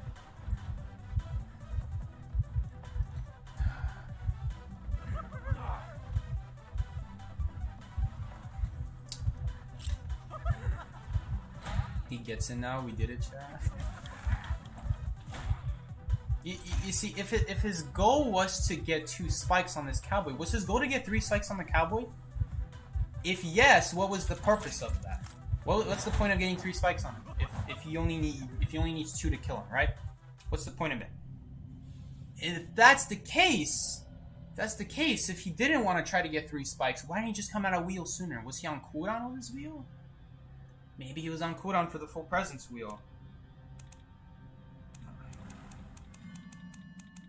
I can't defend that. I didn't say anything the forward match. I didn't want to say anything the forward match or these last few Cowboy matches, but holy crap. We have an absolutely... I hate Cowboy so bad. So bad. At his job. His job is... His only decent job is kiting. Just pick a better kiter at that point. Isn't Poland full presence? That's what I'm saying. like, if he just needed 2 spikes, why didn't he come out of wheels sooner? And I think it's because he was on cooldown.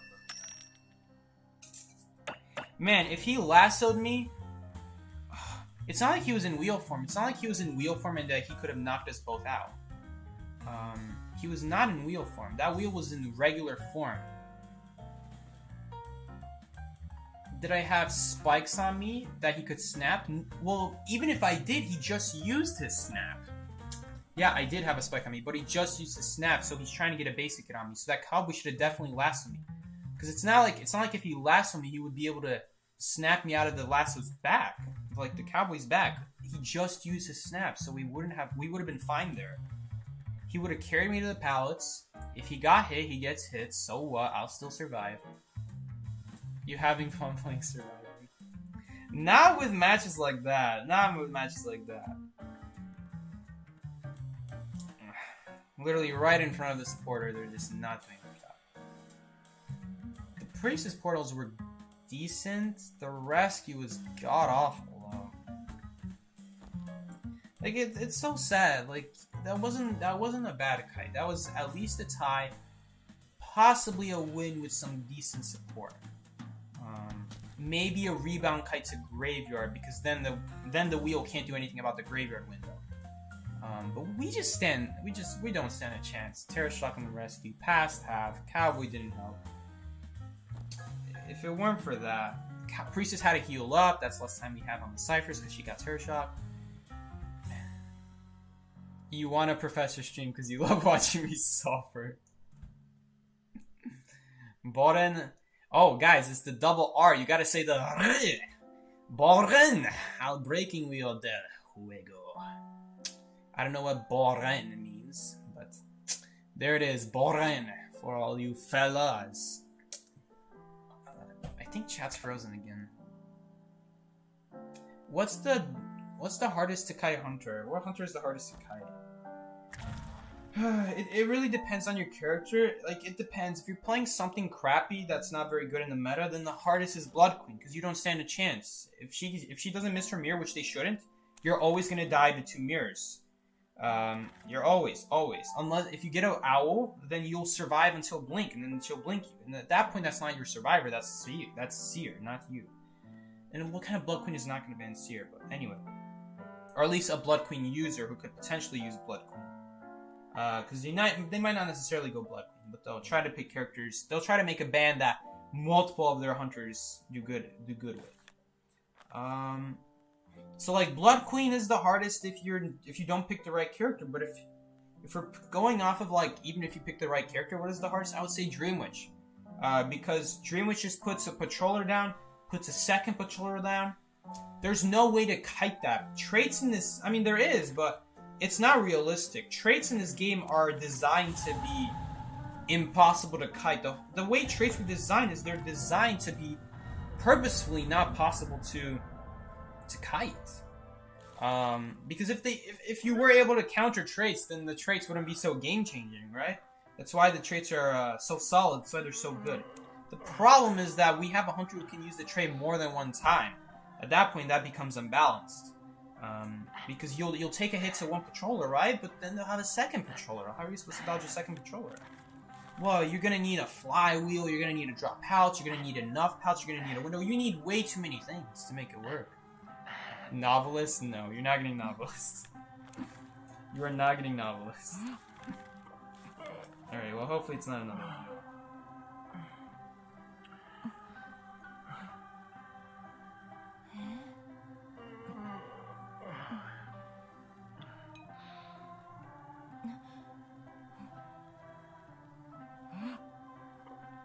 Okay.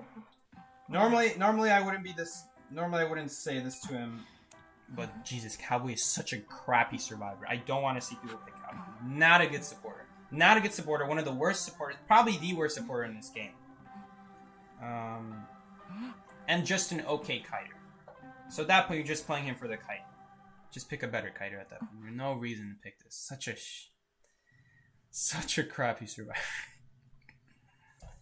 Novelist gameplay is peak entertainment, so chaotic. It's so... Dude, pick any crappy survivor. It's so chaotic because of how ridiculous the kite is that it's still going. Anything where the kite is still going past 30 seconds against a hunter that you probably shouldn't. If it's like a crappy hunter, if it's like Wu Chang, I guess that's not much of a surprise if you're still kiting, but if it's something like Sculptor, man. Alright, who's the hunter? It is Wu Chang. It is a Chungus. We do have a Chungus on the run. And, alright, I was supposed to drink, because I think I drank a few times. Did I drink once or twice? I think it's twice, and then...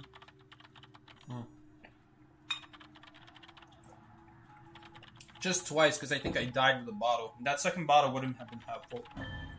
Anyway. If I drank the second bottle, he would just stay in wheel until he gets a second spike in, which maybe is a good thing. Maybe we do want him to stay in wheel, because we had a window. Maybe. I didn't think about that.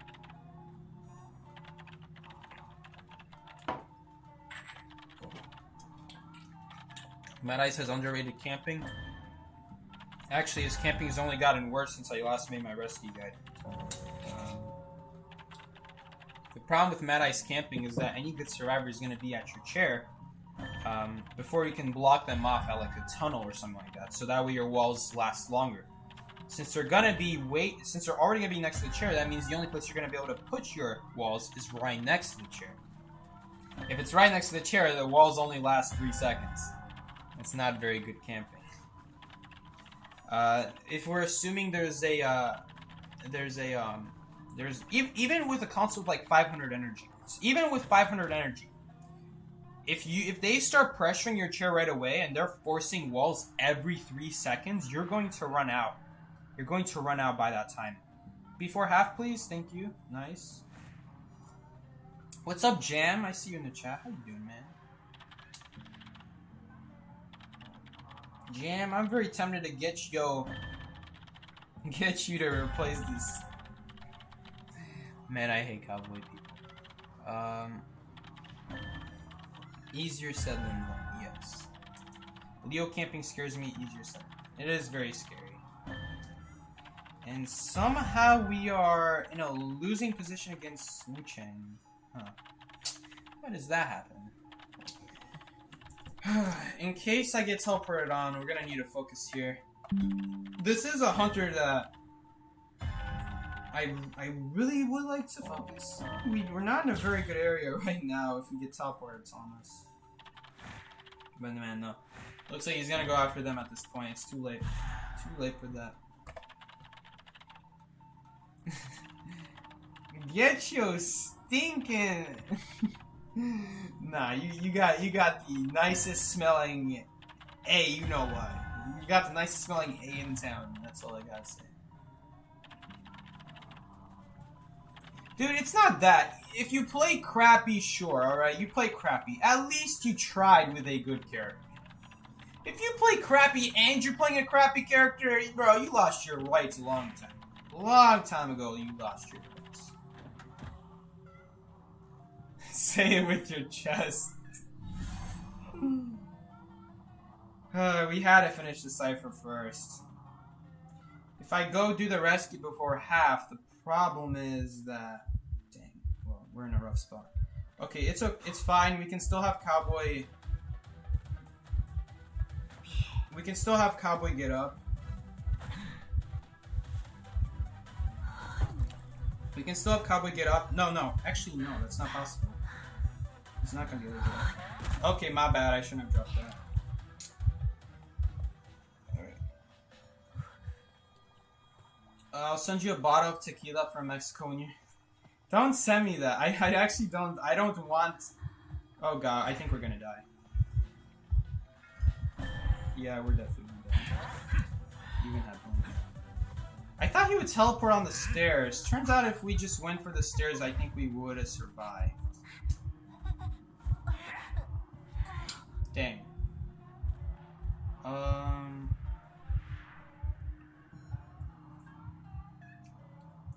But no, he's just teleported on an area that... I don't know, why would we run in that area, but he teleported there anyway. It's okay. I'm not gonna be able to make a drink quickly. If we're gonna make a drink, we first have to do it in a safe area in case we get teleported on. Yeah, just like this.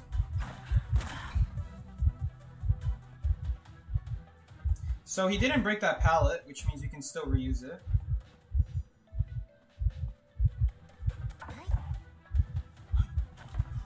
Let's see if we see the red light. Yes, we do see the red light. And we run to the side here. I don't know if we'll be able to survive here because he has a really long hitbox. Dang! Just barely still got me. Okay. I did not think he would still reach me. In that case, if he can still reach you, what we should have done is we need to go for a pallet stun. But we don't want to go for pallet stuns because pallet stuns are really risky. But if it's our only choice, I thought we had another choice there. Turns out we did not.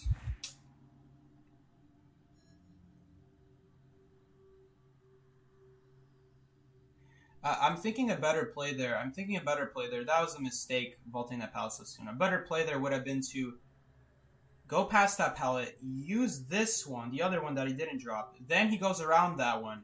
Then I go to the pallet on the other side that he didn't break yet. Then I get the boost. And then when I go back around, the first pallet would have been dropped, and then we can drop the second one without worrying about him going around. That would have been a better play.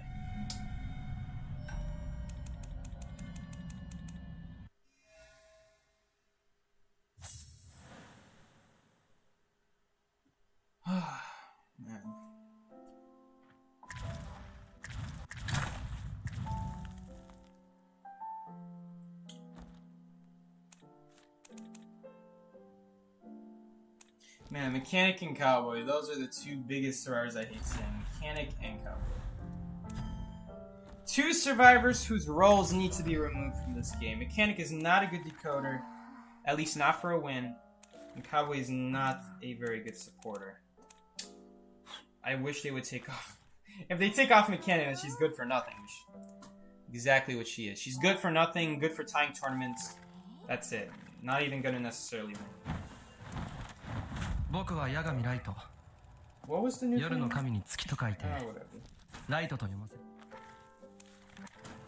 I hate these two survivors. I will bang on them for the rest of my life. Magician lighter? I think it was just accessory. It must have been an accessory item for lawyer. From the crossover. What kind of crossover accessory would there be though? Shaving? What? What shaving? You're shaving the dead body? Bro, did they really need their pubes trimmed? No? Oh, Bubba's here. What's going on, Bubba? How you doing, Bubba? It's 8:53, showing up right on time as always. You always show up towards the end of the streams. You guys, I'm purposely ignoring everyone in chat right now. You guys only say Psyche's teammates are bad only because Psyche openly says they are. Yeah. They're not bad, it's just the characters they pick. I really hate the characters they pick because the characters themselves are not good. Psyche, you need to stop talking sometimes, man. Like, I know Banwood is not a bad player, it's just like, why is he playing Cowboy? Psyche, play Toy again? Toy Merchant's a fun survivor. She's solid. The more Psyche streams, the more Psyche battles his demons. Well, in that case, since I've been streaming for 3 years, I may as well be in hell with the demons. I'm not gonna do Novelist. I am not doing Novelist. Novelist is so bad. Oh my god. Like, I mean, I guess if I play Novelist, at least we're still gonna at least get a tie Kai, but I don't feel like tying him again. Yeah, I don't even battle the demons. The demons are just, I just accept their existence at this point. Psyche's gonna wake up and choose violence.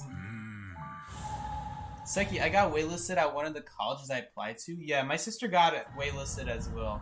Maybe you guys will go to the same college, who knows? I doubt it. You're all the way in LA. Would you consider moving to Minnesota by any chance? And going to the Minnesota University? Or is it Missouri? What's the difference, guys? They're both nobody states. ese team todo FBR? That's definitely not Spanish, that's for sure. Seems somos todos birds. Birds! New word, guys. Nueva palabra. Birds. Psyche trying to set you up with his sister? Yo, what? Oh my god. Alright. Look. Man. Okay, well now I feel bad because he's going mercenary. My man, you don't have to go mercenary. Just, I hate cowboy, that's it. As long as it's not cowboy, I'm okay, bro. Man could have picked prisoner and I'd be happier than cowboy. But you know what, if he goes mercenary, I'll take that too, I'm not complaining. It's just gonna be a little bit sad for him. Novelist guaranteed 5-star for kites at Dungeon Trust. Okay, but is that Novelist at that point, or is that the player? I think that's the player at that point. Can I interest you in Professor? No! No, get that crap out of here. No. You're not getting me with that Professor garbage. People purposely choosing Cowboy to piss off Psyche, exactly. That is... No, you know what?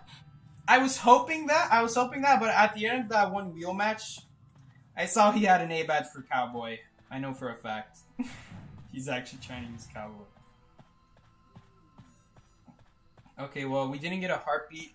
Hunter must have spawned on the graveyard side. Either that or they spawned reception in the one graveyard, which makes no sense, but it's always possible that the Hunter did that. We got a weak spawn points for those types of spawns. Reception, top broken, and graveyard church window. Those are the 3 spawns we could have gotten. 66% chance we see the Hunter there. We get a heartbeat there. That's why I stood by the church window. You guys see like why it's so nice to know weak spawn points? Because even though we don't know for sure where, think about it. 2 of those spawns are basically right next to each other. Top broken and reception. They spawn literally right next to each other. Which means when the Hunter walks, they're gonna walk from the same exact direction. At that point, that may as well be a key spawn because we know where they're coming from. I don't even know where they are. I just need to know where they're coming from. And then, of course, the last option is Graveyard Window. Which, at that point, you might say, well, Psyche, what about Graveyard Window? You can't say to key spawn if they spawn across the map now. Yes, that's true. But you're not going to get chased anyway, so why should you need to know when they spawn Graveyard Window? You don't need to know. Because all you need to worry about is that 66% chance. If let's say the Hunter spawned back gate, then we would be in a problem. Then I would need to know exactly which spawn. Then that's a constraint. Because let's say we lived in a world where Hunter spawned back gate, and where you get that spawn. Instead of spawning graveyard church window, they spawn back gate. That would be a pretty big problem because my route goes to shed. Whenever I get that spawn, I go to shed because I know Hunter can't spawn there. Or in that direction. But if let's say they were able to spawn there, well, now we would be in trouble. I can't go to top broken because there's a 66% chance and then 33% chance of them spawning back. This is hypothetical. And then we're in some trouble because now I can't really go in either direction. I'm just kind of stuck where I am and just stay by the church window, which isn't something I want to do all the time. Going to shed generally is better first. Sets up a better kite towards the church window and then as a result towards the mid-broken area of the map. But that is not the case, and so that weak spawn actually becomes a pretty safe spawn because we know generally where Hunter's going to come from, and if they don't come from there, then we know we're not going to get chased anyway, right? Because the other option, we're not going to get chased. That's why Leo's Memory is such a hard map to predict spawns on, because first of all, most of the spawns are weak spawn points, but then at that point you're like, well, Psyche, you know all these things about weak spawn points, why don't you just figure out where the Hunter spawns using your weak spawn points, and then set up a calculation like a 50-50, 66%, or 33% chance. The reason it's not that simple is because almost every single weak spawn in Leo's Memory, the Hunter basically spawns on 2 opposite corners of the map, right? Let's say you spawn Shed, alright? This is a great example, by the way. Let's say you spawn at Shed, not behind Shed. Behind Shed is a key spawn at Leo's Memory. Let's say you spawn directly inside of Shed at Leo's Memory. You got a problem. There's 2 possible Hunter spawns. It's a 50-50. They either spawn at the Moongate Triple Pallet, or they spawn at the container with the giant crate by it. near the God Corner direction. That's a problem because now you don't know if you need to go, because if here's the thing, if you knew they spawned Crate, where do you want to go? You want to go towards Moongate. If they spawn towards Moongate, where do you want to go? You want to go towards Crate, towards the God Palette. But the fact that both those hunter spawns are conveniently on the opposite sides of the map make it so that on Leo's memory, I have to stay inside Shed, so that no matter what, I'm gonna get chased. But here's the thing, I don't know which side they're coming from, so the safest option is to just stay at Shed, and it's really sad. Because then I can't rotate, I waste a lot of time just sitting around, I could have gotten extra kite time just from walking away from the hunter. That wastes a lot of time. He's in black form, so we don't need to worry about soul setting. Maybe dodge the bell. I'm gonna use the drink here, because if we don't use the drink, he's gonna be able to bell us before we make this rescue. I think I might need to dodge the bell here. Okay, we'll get a free rescue here now because he swung. Well, when Black Wu Chang swings, if you don't have Berserker, which that guy clearly didn't. Wait, where did he go? Oh, he's going around. That's not going to do anything. We can still make this window. Okay, we're going to stay here. I would have loved to take that boost. Dang, he had bloomed. Okay. I would have loved to take that boost towards Graveyard. Which maybe we should have still done, but I don't... We probably wouldn't have made it. That's why I didn't go for it. It's better to stay efficient with your resources. What was I saying? Oh yeah, Leo's memory spawns. That's why Leo's memory is such a hard map for me to make predictions on. That's why in Leo's memory, you almost never hear me say, oh, hunter spawned this, hunter spawned there. Or like, you might, like Lakeside, I think on Lakeside, literally this stream, I was playing on Lakeside, and I got a spawn near middle, and I think you guys saw me go behind the big rock, because I was expecting her to come from logs, and they did come from logs. And I was expecting that already. Because why? Why did I do that? Because I know that's the only problematic spawn point. The other spawn points that the hunter could have gotten would have been like Big Boat, right? But if they got Big Boat spawn, that's not a big deal. I can just go towards logs. If they come from logs, I can't really go Big Boat, though. That's too much of a walk at that point. To go up the stairs and use the windows, or... It's too much at that point. You're not going to be able to reliably get it, especially because you don't know who the hunter is. What if it's a hunter that can quickly go across the map and catch up with you?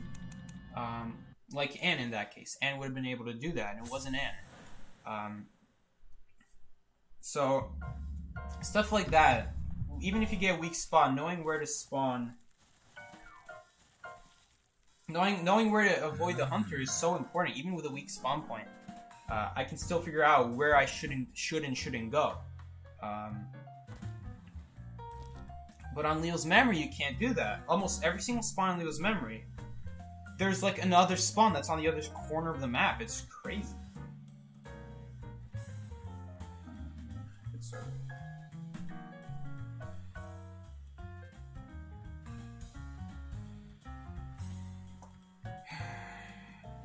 Here on the left. As everyone's saying BBB. Alright. As soon as these guys leave, I would love to show you guys exactly what I mean. Although I'm pretty sure you guys get the idea at this point. Alright, see you guys. They're probably gonna sit here the next time. It's me, I'm chat. Oh, he sent a sticker. Okay, bye. Like, let's look at Armor's Factory, for example. You guys see that factory spawn over there? Right there, the person who spawned inside a factory. That's not a key spawn. There's another survivor spawn that spawns in the exact same spot, but notice where the hunter spawns. In both situations, the hunter spawns on your right. What does that mean as someone who spawns at a factory? Do not run to the right. So even though you don't know exactly where the hunter spawned, it's basically a key spawn, because in both areas, the hunter basically spawns in the same direction, so you can turn it into a key spawn. So that's kind of what I'm talking about with the weak spawn points, how you can figure out where not to run. You don't know where the hunter spawned, but you do know where not to run. So something like that. There's another example. Here at Forest, there's a forest spawn right here, right there, right next to that server, and then another forest spawn. Notice how for both of these spawns, hunter spawns in your back gate. What does that mean? That means you should never run towards Shed when you get this spawn.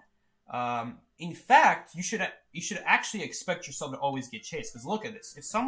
If if Hunter spawns back gate, the person at middle is probably not going to stay at middle if they're smart. So then they're going to come after you at forest. Which is why I don't even stay forest when I spawn forest, because I know they're going to chase me. It's a 100% chance. Look at this. It's a 100% chance of me getting chased. So even though it's not a key spawn, I know for a fact I'm going to get chased based off where the hunter spawned and where they could have spawned. So this is kind of the thing I'm talking about. Let's look at Leo's memory now. Leo's memory is a whole beast. It's a whole nother beast. Look at the person who spawns at factory. This is one example. Look at the person who spawns at factory at the bottom, right there by that pallet, outside that pallet. Hunter could either spawn on your left, totally on the left, or, geez, there's so many spawns on that, or totally on the right. All right, and that's really annoying. Now in this case, it doesn't really matter because you're not going to get chased anyway, so it's fine, right? But what if you get something like Shed? Look at the person who spawns at Shed. You can't really go to Moongate. Like right here, let's look at the other spawn shed. There's 2 shed spawns. There's one at Moongate, right there. That's Moongate where the hunter spawns. And then another one by this big crane in the direction of God Corner. If they spawn God Corner, you want to go Moongate. If they spawn Moongate, you want to go God Corner. Problem is, that's exactly where the hunter could spawn 50-50 chance.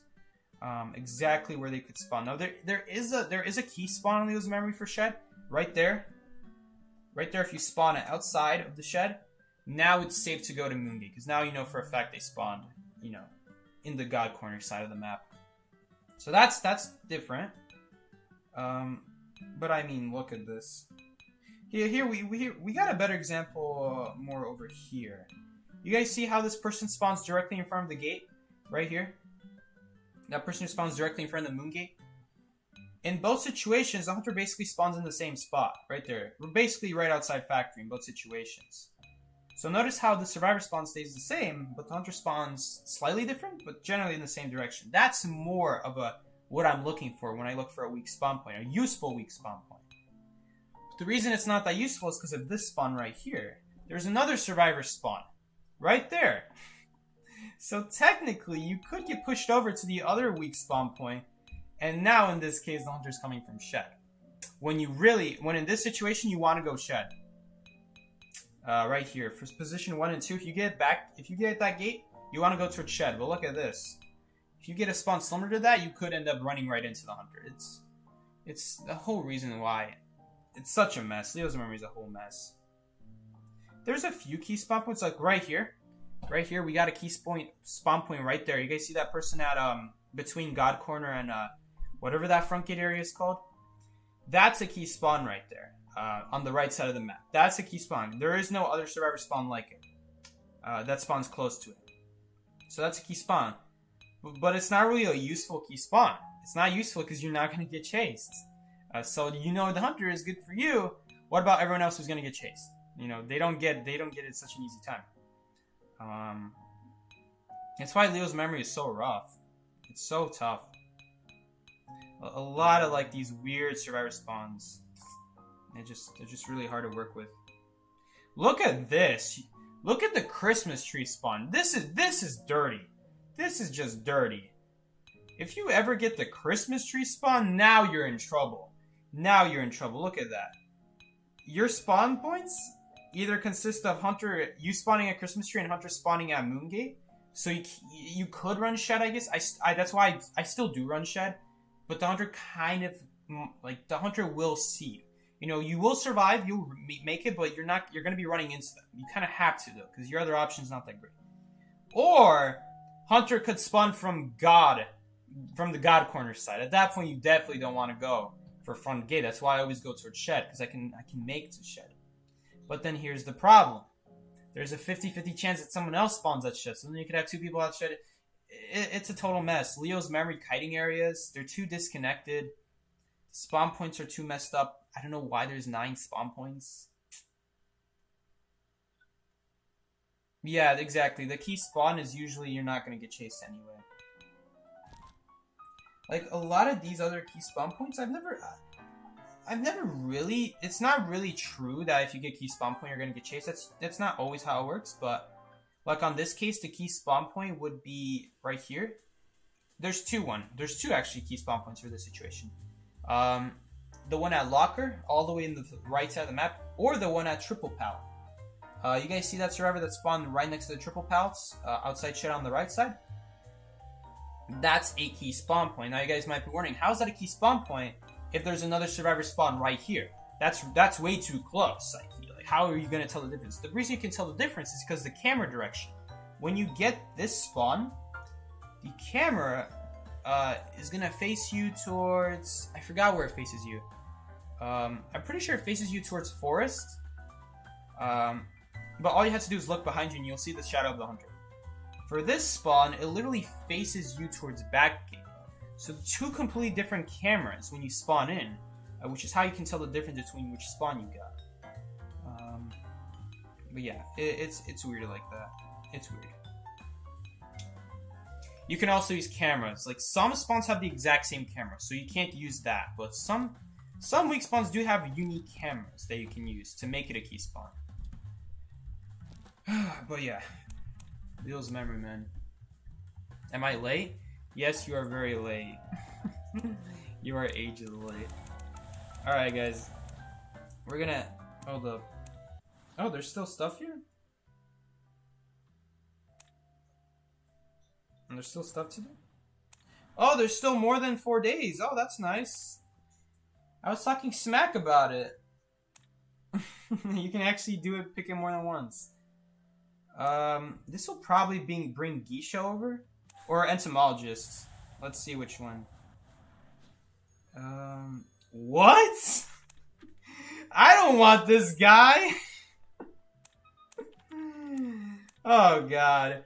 We got a living reincarnation of literally every single biochemistry major in Loyola, right? You talk with them and they give you 2 weird responses. Oh my god. We have all kinds of gifts, bouquets, Valentine's Day toys. Ooh, Valentine's Day toys. Ooh, what do you mean? And a limited edition heart-shaped chocolate gift box. Bro, I'm telling you. I'm already back in school. It's not even the next day and I'm already back in school. I'm here to make a purchase for someone else. He's clearly quite nervous.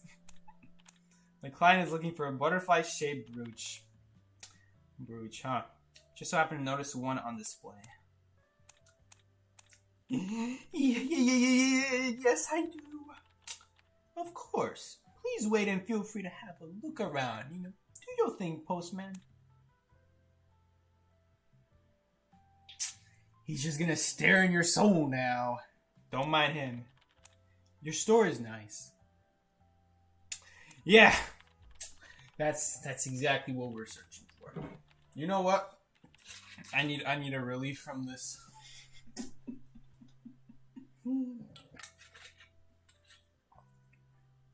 Okay, since it's the end of the stream, I'll tell you guys right now. Yes, it's non-alcoholic. I was messing with you guys.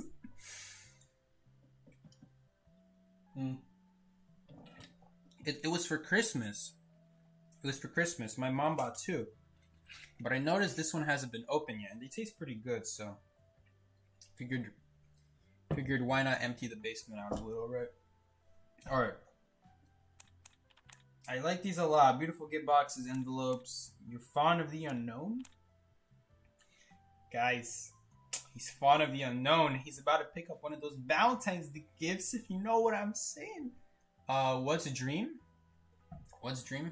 What's dream? What dream? It's like he becomes an alcoholic on stream. I'm a postman. I deliver many letters. Some envelopes are pink. Okay. Can you help me write a card too? Address it to Lady Michiko. Oh, so it is related. No, I forgot. I have to play a match. I needed to do this before the stream. Dang it, I think I have to do a match now. Oh, that's so annoying. Okay, we're doing a match. We're doing an extra match. Can I actually play a Survivor match? Because I'm still Griffin, right? Can you play Griffin matches? No. Never mind. Whoa. Oh, it says server time. It used to not say that. It's crazy. This is what IDV does to a motherfucker. Exactly. He put alcohol in the non-alcoholic bottle. Yo, they're on to me. No, I'm just kidding. Hey, yo, imagine though. Imagine. Mad Eyes? Why am I Mad Eyes? Oh my god. Watch out, it's a hermit ban, everybody. D-tier hunter on the rise. You know what? The only way we could possibly match this is just playing a D-tier hunter when they banned a D-tier hunter. Let's go. Here we go. Here we go. Now things are about to get real. Oh, you guys are gonna regret that. Things are about to get real. You know what? I'm gonna even select the most useless Percy build. Guys, let's go. Let's make the most useless Percy build and see if we still win. Let's go. Let's go. We're gonna be running... Let's run all the most useless abilities. We gotta run that. Yeah. Let's run Mischievous. Let's run Anti-Stun. Let's run Berserker. Let's run Claustrophobia. No Survivors. No, that's useful. Alright. Alright, guys. Can we still beat them with Berserker Percy? Let's go. Berserker Percy. That's where it's at. Berserker Percy. Oh, I forgot. I needed to take Chair Timer. I'm so stupid. How could I forget? Percy needs Chair Timer. Yo, I messed up. Instead of anti-stun, we should have taken chair resistance, guys. That's what we should have done. My bad, guys. My bad. By the way, a survivor always spawns here if you get that hunter spawn. My bad, fellas. My bad. Alright, let's just break this pallet. I don't think we'd anyway. And let's hit you now. Alright, guys, can we still win with the most useless person? Let's go. Alright. Unfortunately, we're not going to be able to break that. Gracious in the vault. Yodade! Alright. Let's go see. Someone should spawn here. Well, no one spawns here. Oh, no, wait, my bad. They do spawn here. Someone does spawn here. No! I didn't mean to go that far. Alright, guys. YOLO! We actually got him! Oh my god, we got him! How did I know we got him? Because it says charge critical hit. After when you hit him again, it says charge strike hit. But you'll know when you hit a survivor when it says charged critical hit, I think the words are. You guys saw the first 200 seconds, it actually showed for plus 200. It showed. Dang, you already got healed. I'm gonna use the dash on purpose just to help us get some energy back. Unfortunately, we're not gonna have enough to still go to break it immediately. No, yo, that still hits. Let's go. Let's go. That still hits. Guys, did you actually know that Percy was nerfed a few days after his release? They nerfed his recovery time. They did the same thing they did to Feaster.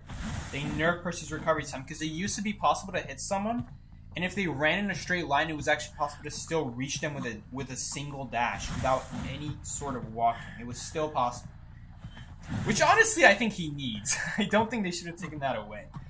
But if you're against Percy, and it used to be that if you run in a straight line, the dash, well, assuming it was less than 50 energy. If you had 50 energy or more, that little bit of jump would be enough to catch up. Alright, we're gonna hold off for now. She anyway has tide turner, so I'm not really concerned about trying to rush towards her. Oh, okay. Oh, I have pallet breaking. No, I can't have that. I'm playing Percy. There we go. Nah. Sometimes the pallet breaking is useful as Percy. If you're standing in front of a pallet, it's faster to break the pallet with yourself than using your sword. Fun fact about Percy. It's actually faster to just break it yourself than it is to swing at it because of how slow Percy swings. Maybe we can. No, he didn't run towards us. We're gonna have to do a charge attack here. Dang. I was really hoping to cancel recovery perfectly. Like, if once my swing ends, Once my swing ends, we would have, I'm actually gonna do this. Just so he can't stun us. There we go. A better play there would have been to use my dash and then maintain my energy that way. Because, like, that's a very valuable full presence ability that we just had to use there. But I don't think we're going to need to use it. In fact, right now, I think we'd rather have, less energy so that we can travel around the map. If you have more energy... By the way, if he starts getting healed, we'll just teleport immediately on him. But you can actually tell if the survivor's getting healed by someone else based off their outline. But yeah. A little fun fact about Percy. Oh, well, as any hunter, really. That's a good to know as any hunter. Whether you're running Deer Hunt, maybe you're running Street Sweeper, anything like that. I'm not really too interested in teleporting right now. Because if I teleport, then this cipher's just going to start getting worked on. Right? And then we're going to be in a lot of trouble. So... I'm hoping that someone comes over here. Yeah, someone did come over here. Nice. So why is he still doing the cipher? He thinks he's gonna finish it. He's actually not gonna finish that. So he's gonna go down. Did Priestess give up? Hey yo, what's going on? Did she just let go of her joystick? Did she just pull a psyche over there? Let's try not to break the portal, then go through it. There we go. Okay. I was expecting her to make a portal sooner. That's why I didn't swing there, but looks like I would have been fine just teleporting. Sorry, not teleporting, just swinging there. But you know, Percy swings so slow that I don't want to take that chance. You know, I'm very likely just going to destroy the portal. I can't teleport right here because Prisoner still has his heal up. He got healed by the Priestess. We know that for a fact because of Tide Turner. Oh my god, he actually did almost pop the Cypher. If he gets up, I think we're going to have to opt for a dash here. Dash will be quicker than swing. Uh-oh. Well, I guess if they pop the Cypher, it's still fine. But he did not pop the Cypher.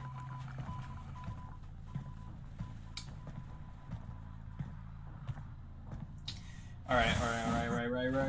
They're probably healing. I mean, if they're smart, they should be going after that Cypher. If they go after it, it might be a little bit hard if we don't find a target.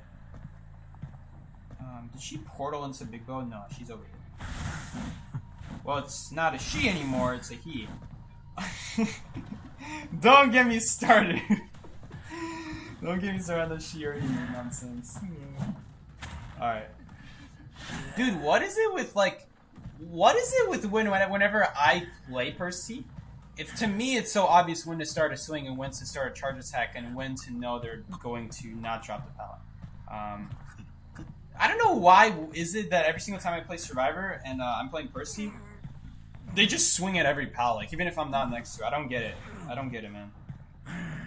Even if I'm not next to it, it makes zero sense. Trans Jose. We're gonna go check on the first officer. I don't remember if he used self-heal, which is why I'll stand by him. Stand by me, and darling, stay by me. Oh yeah, first officer, you bet we're staying by you. Camp menu. I'm gonna set up a little campfire right next to you. You know, there actually is a campfire on Lakeside. Too bad there's no chair there. Man, puts a new meaning on the word camp. Is that a Christmas tree? Yeah, that's a Christmas tree. It's about to be Valentine's Day and we got the Christmas tree up. Hey, bro. I'm in love with Christmas. You can't stop me bringing up the Christmas tree if it's because I'm in love with Christmas. Guys, that was way too good. We still won with... Okay, we gotta make a more useless Percy build. Alright. How can we make this any more useless? Right here. How do I make this any more useless? Right here. Wither's pretty useless. That's cool. Let's keep that. Let's take off Rage, because there's a chance we'll get stunned if we don't have 50 energy. So we gotta take that off. Let's put on Control Freak. That sounds good. Ooh, Giant Claws, Percy. I like that. Ooh, we don't want to block Ciphers. No, that helps us. Here we go. Expeditionist, recover from missed swings.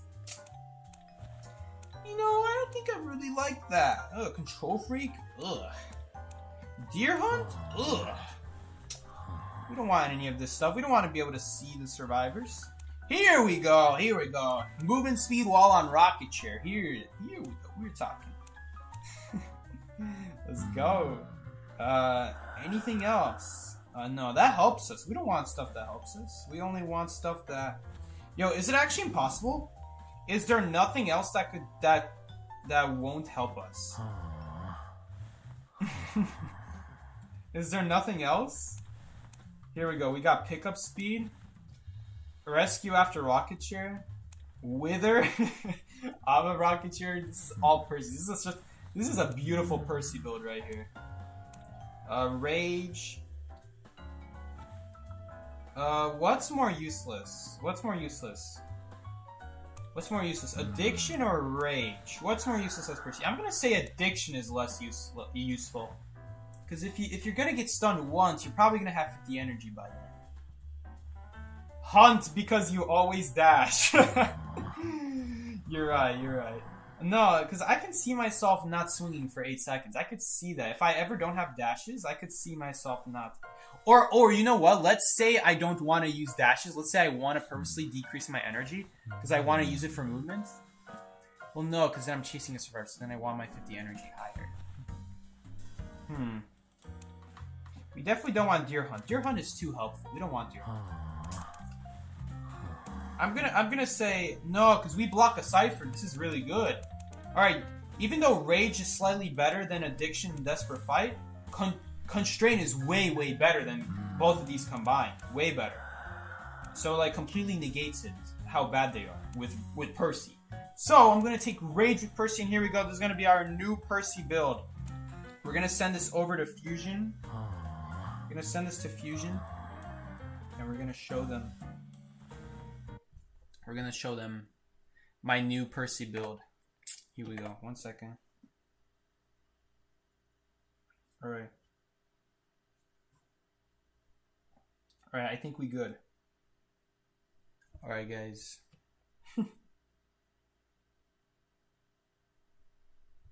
Alright. Yo, Elgato, you gonna turn on? Y'all like my new Percy build?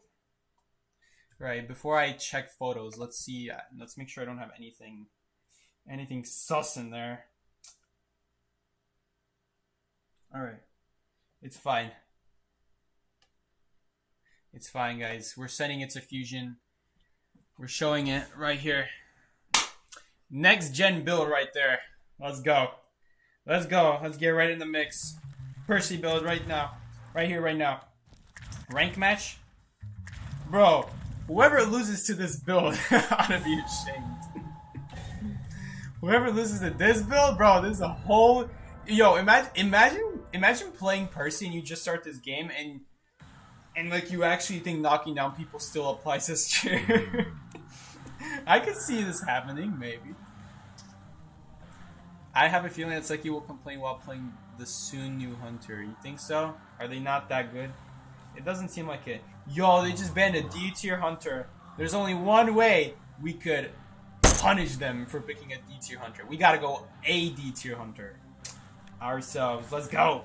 And we got the best build for it as well. I'm gonna keep teleport. I'm gonna at least give myself teleport.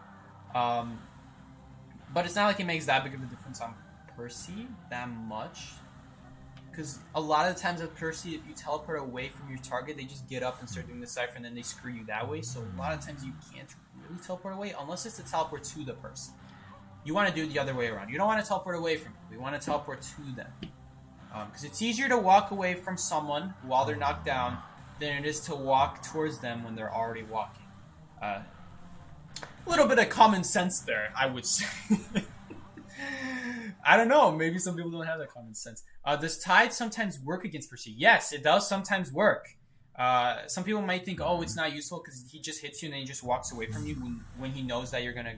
Like, let's say if you've already been knocked down twice, or let's say you've already gone past the 3/4 line and you're going to die immediately. At that point, he'll just leave you because he knows you'll die.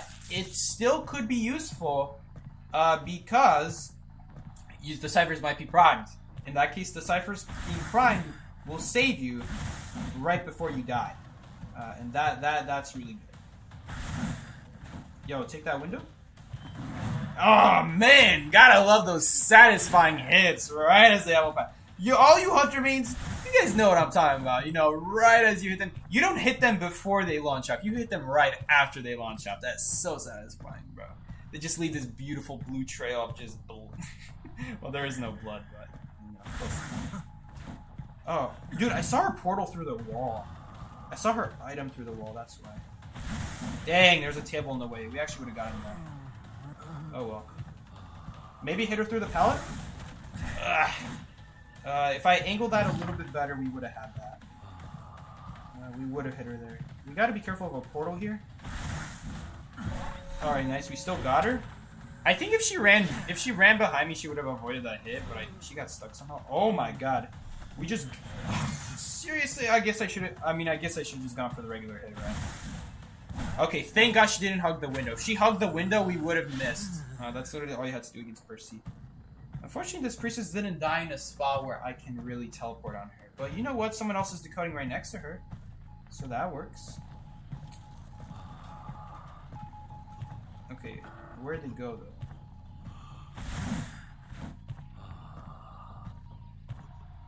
He's probably gonna drop the pallet? No, he's not gonna drop the pallet. Oh, it's a robot. Okay, that's fine. I mean, I'll take it. Dang, we don't have full presence, though.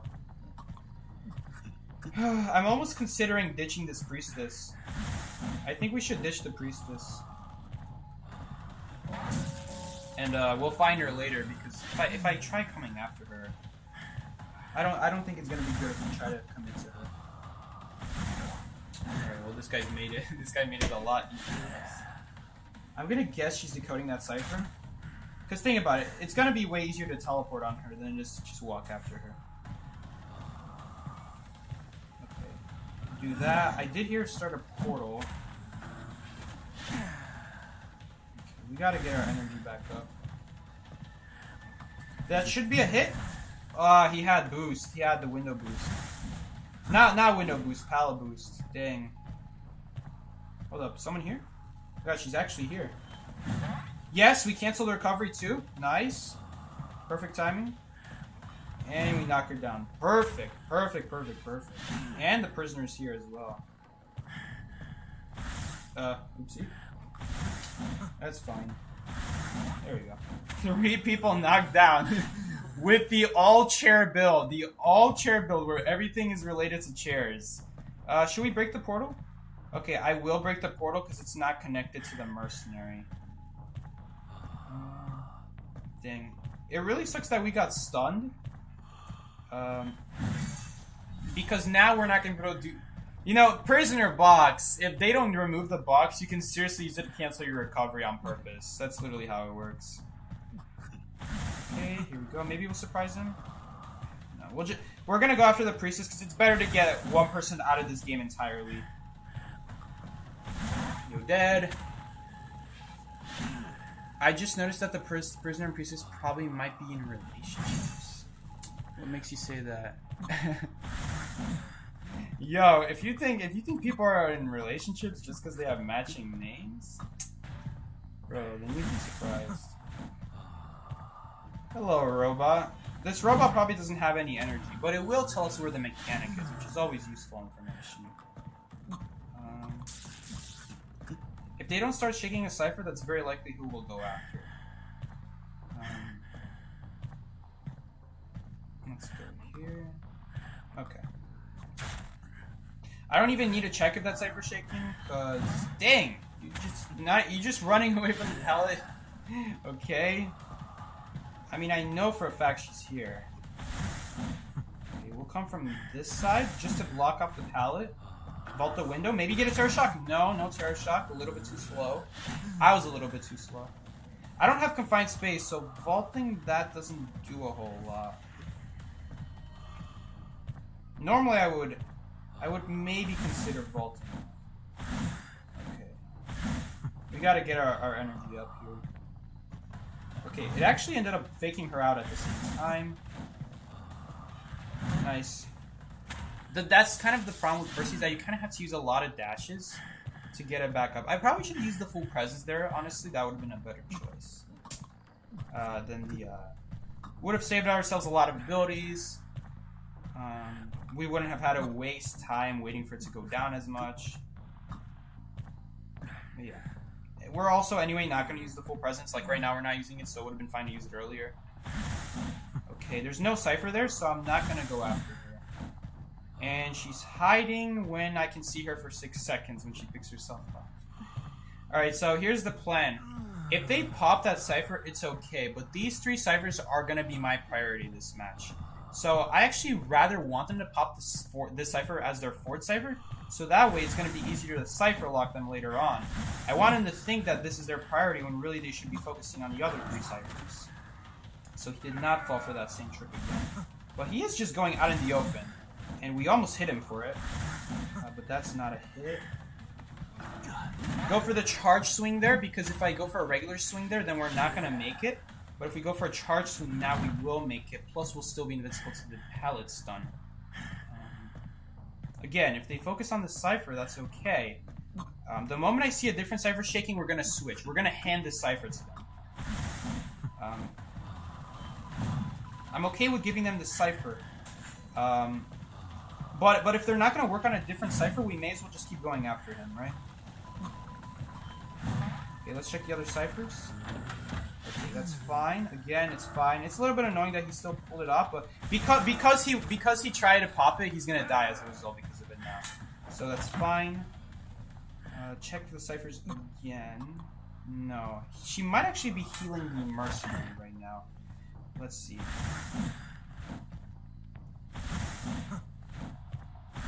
And yes, she was. Hit her? Yes, let's go. I was thinking she'll show up around the corner. And did she run here? Where did she run? Yes, she did run here.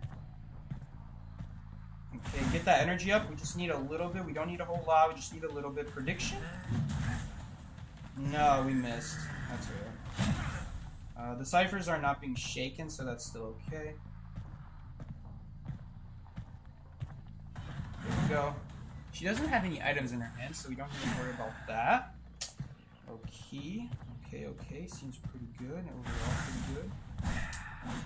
Pretty solid overall. None of the Cyphers are shaking still, so we don't really have to do a whole lot. Right here, I'm actually going to remove this energy, just so we can catch up to him right away. And this will slow him down a little bit. We won't be able to use the... Wait! Window speed. It keeps screwing me up. He didn't get hit by it. It's because of that window boost. Window boost is so good. It's way better than flywheel. Okay. We're not even going to... Are we going to need 50 energy here? I really hope not. Okay, we don't. Any Cyphers being worked on? Yeah. Although I won't have to teleport on that. We could just go over here. It won't be that hard.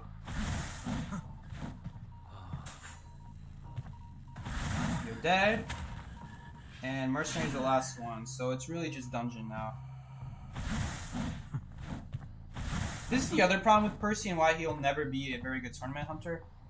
You can't really choose when you want people to bleed out. When you knock them down, it automatically gives 25% bleeding out progress, so this will very likely happen. You have to kill people to win the game, but when you kill them, they'll immediately gain 25%. So unless they're not going to be dead, then the next time you knock them down, then they'll get away out of the dungeon. So there we go.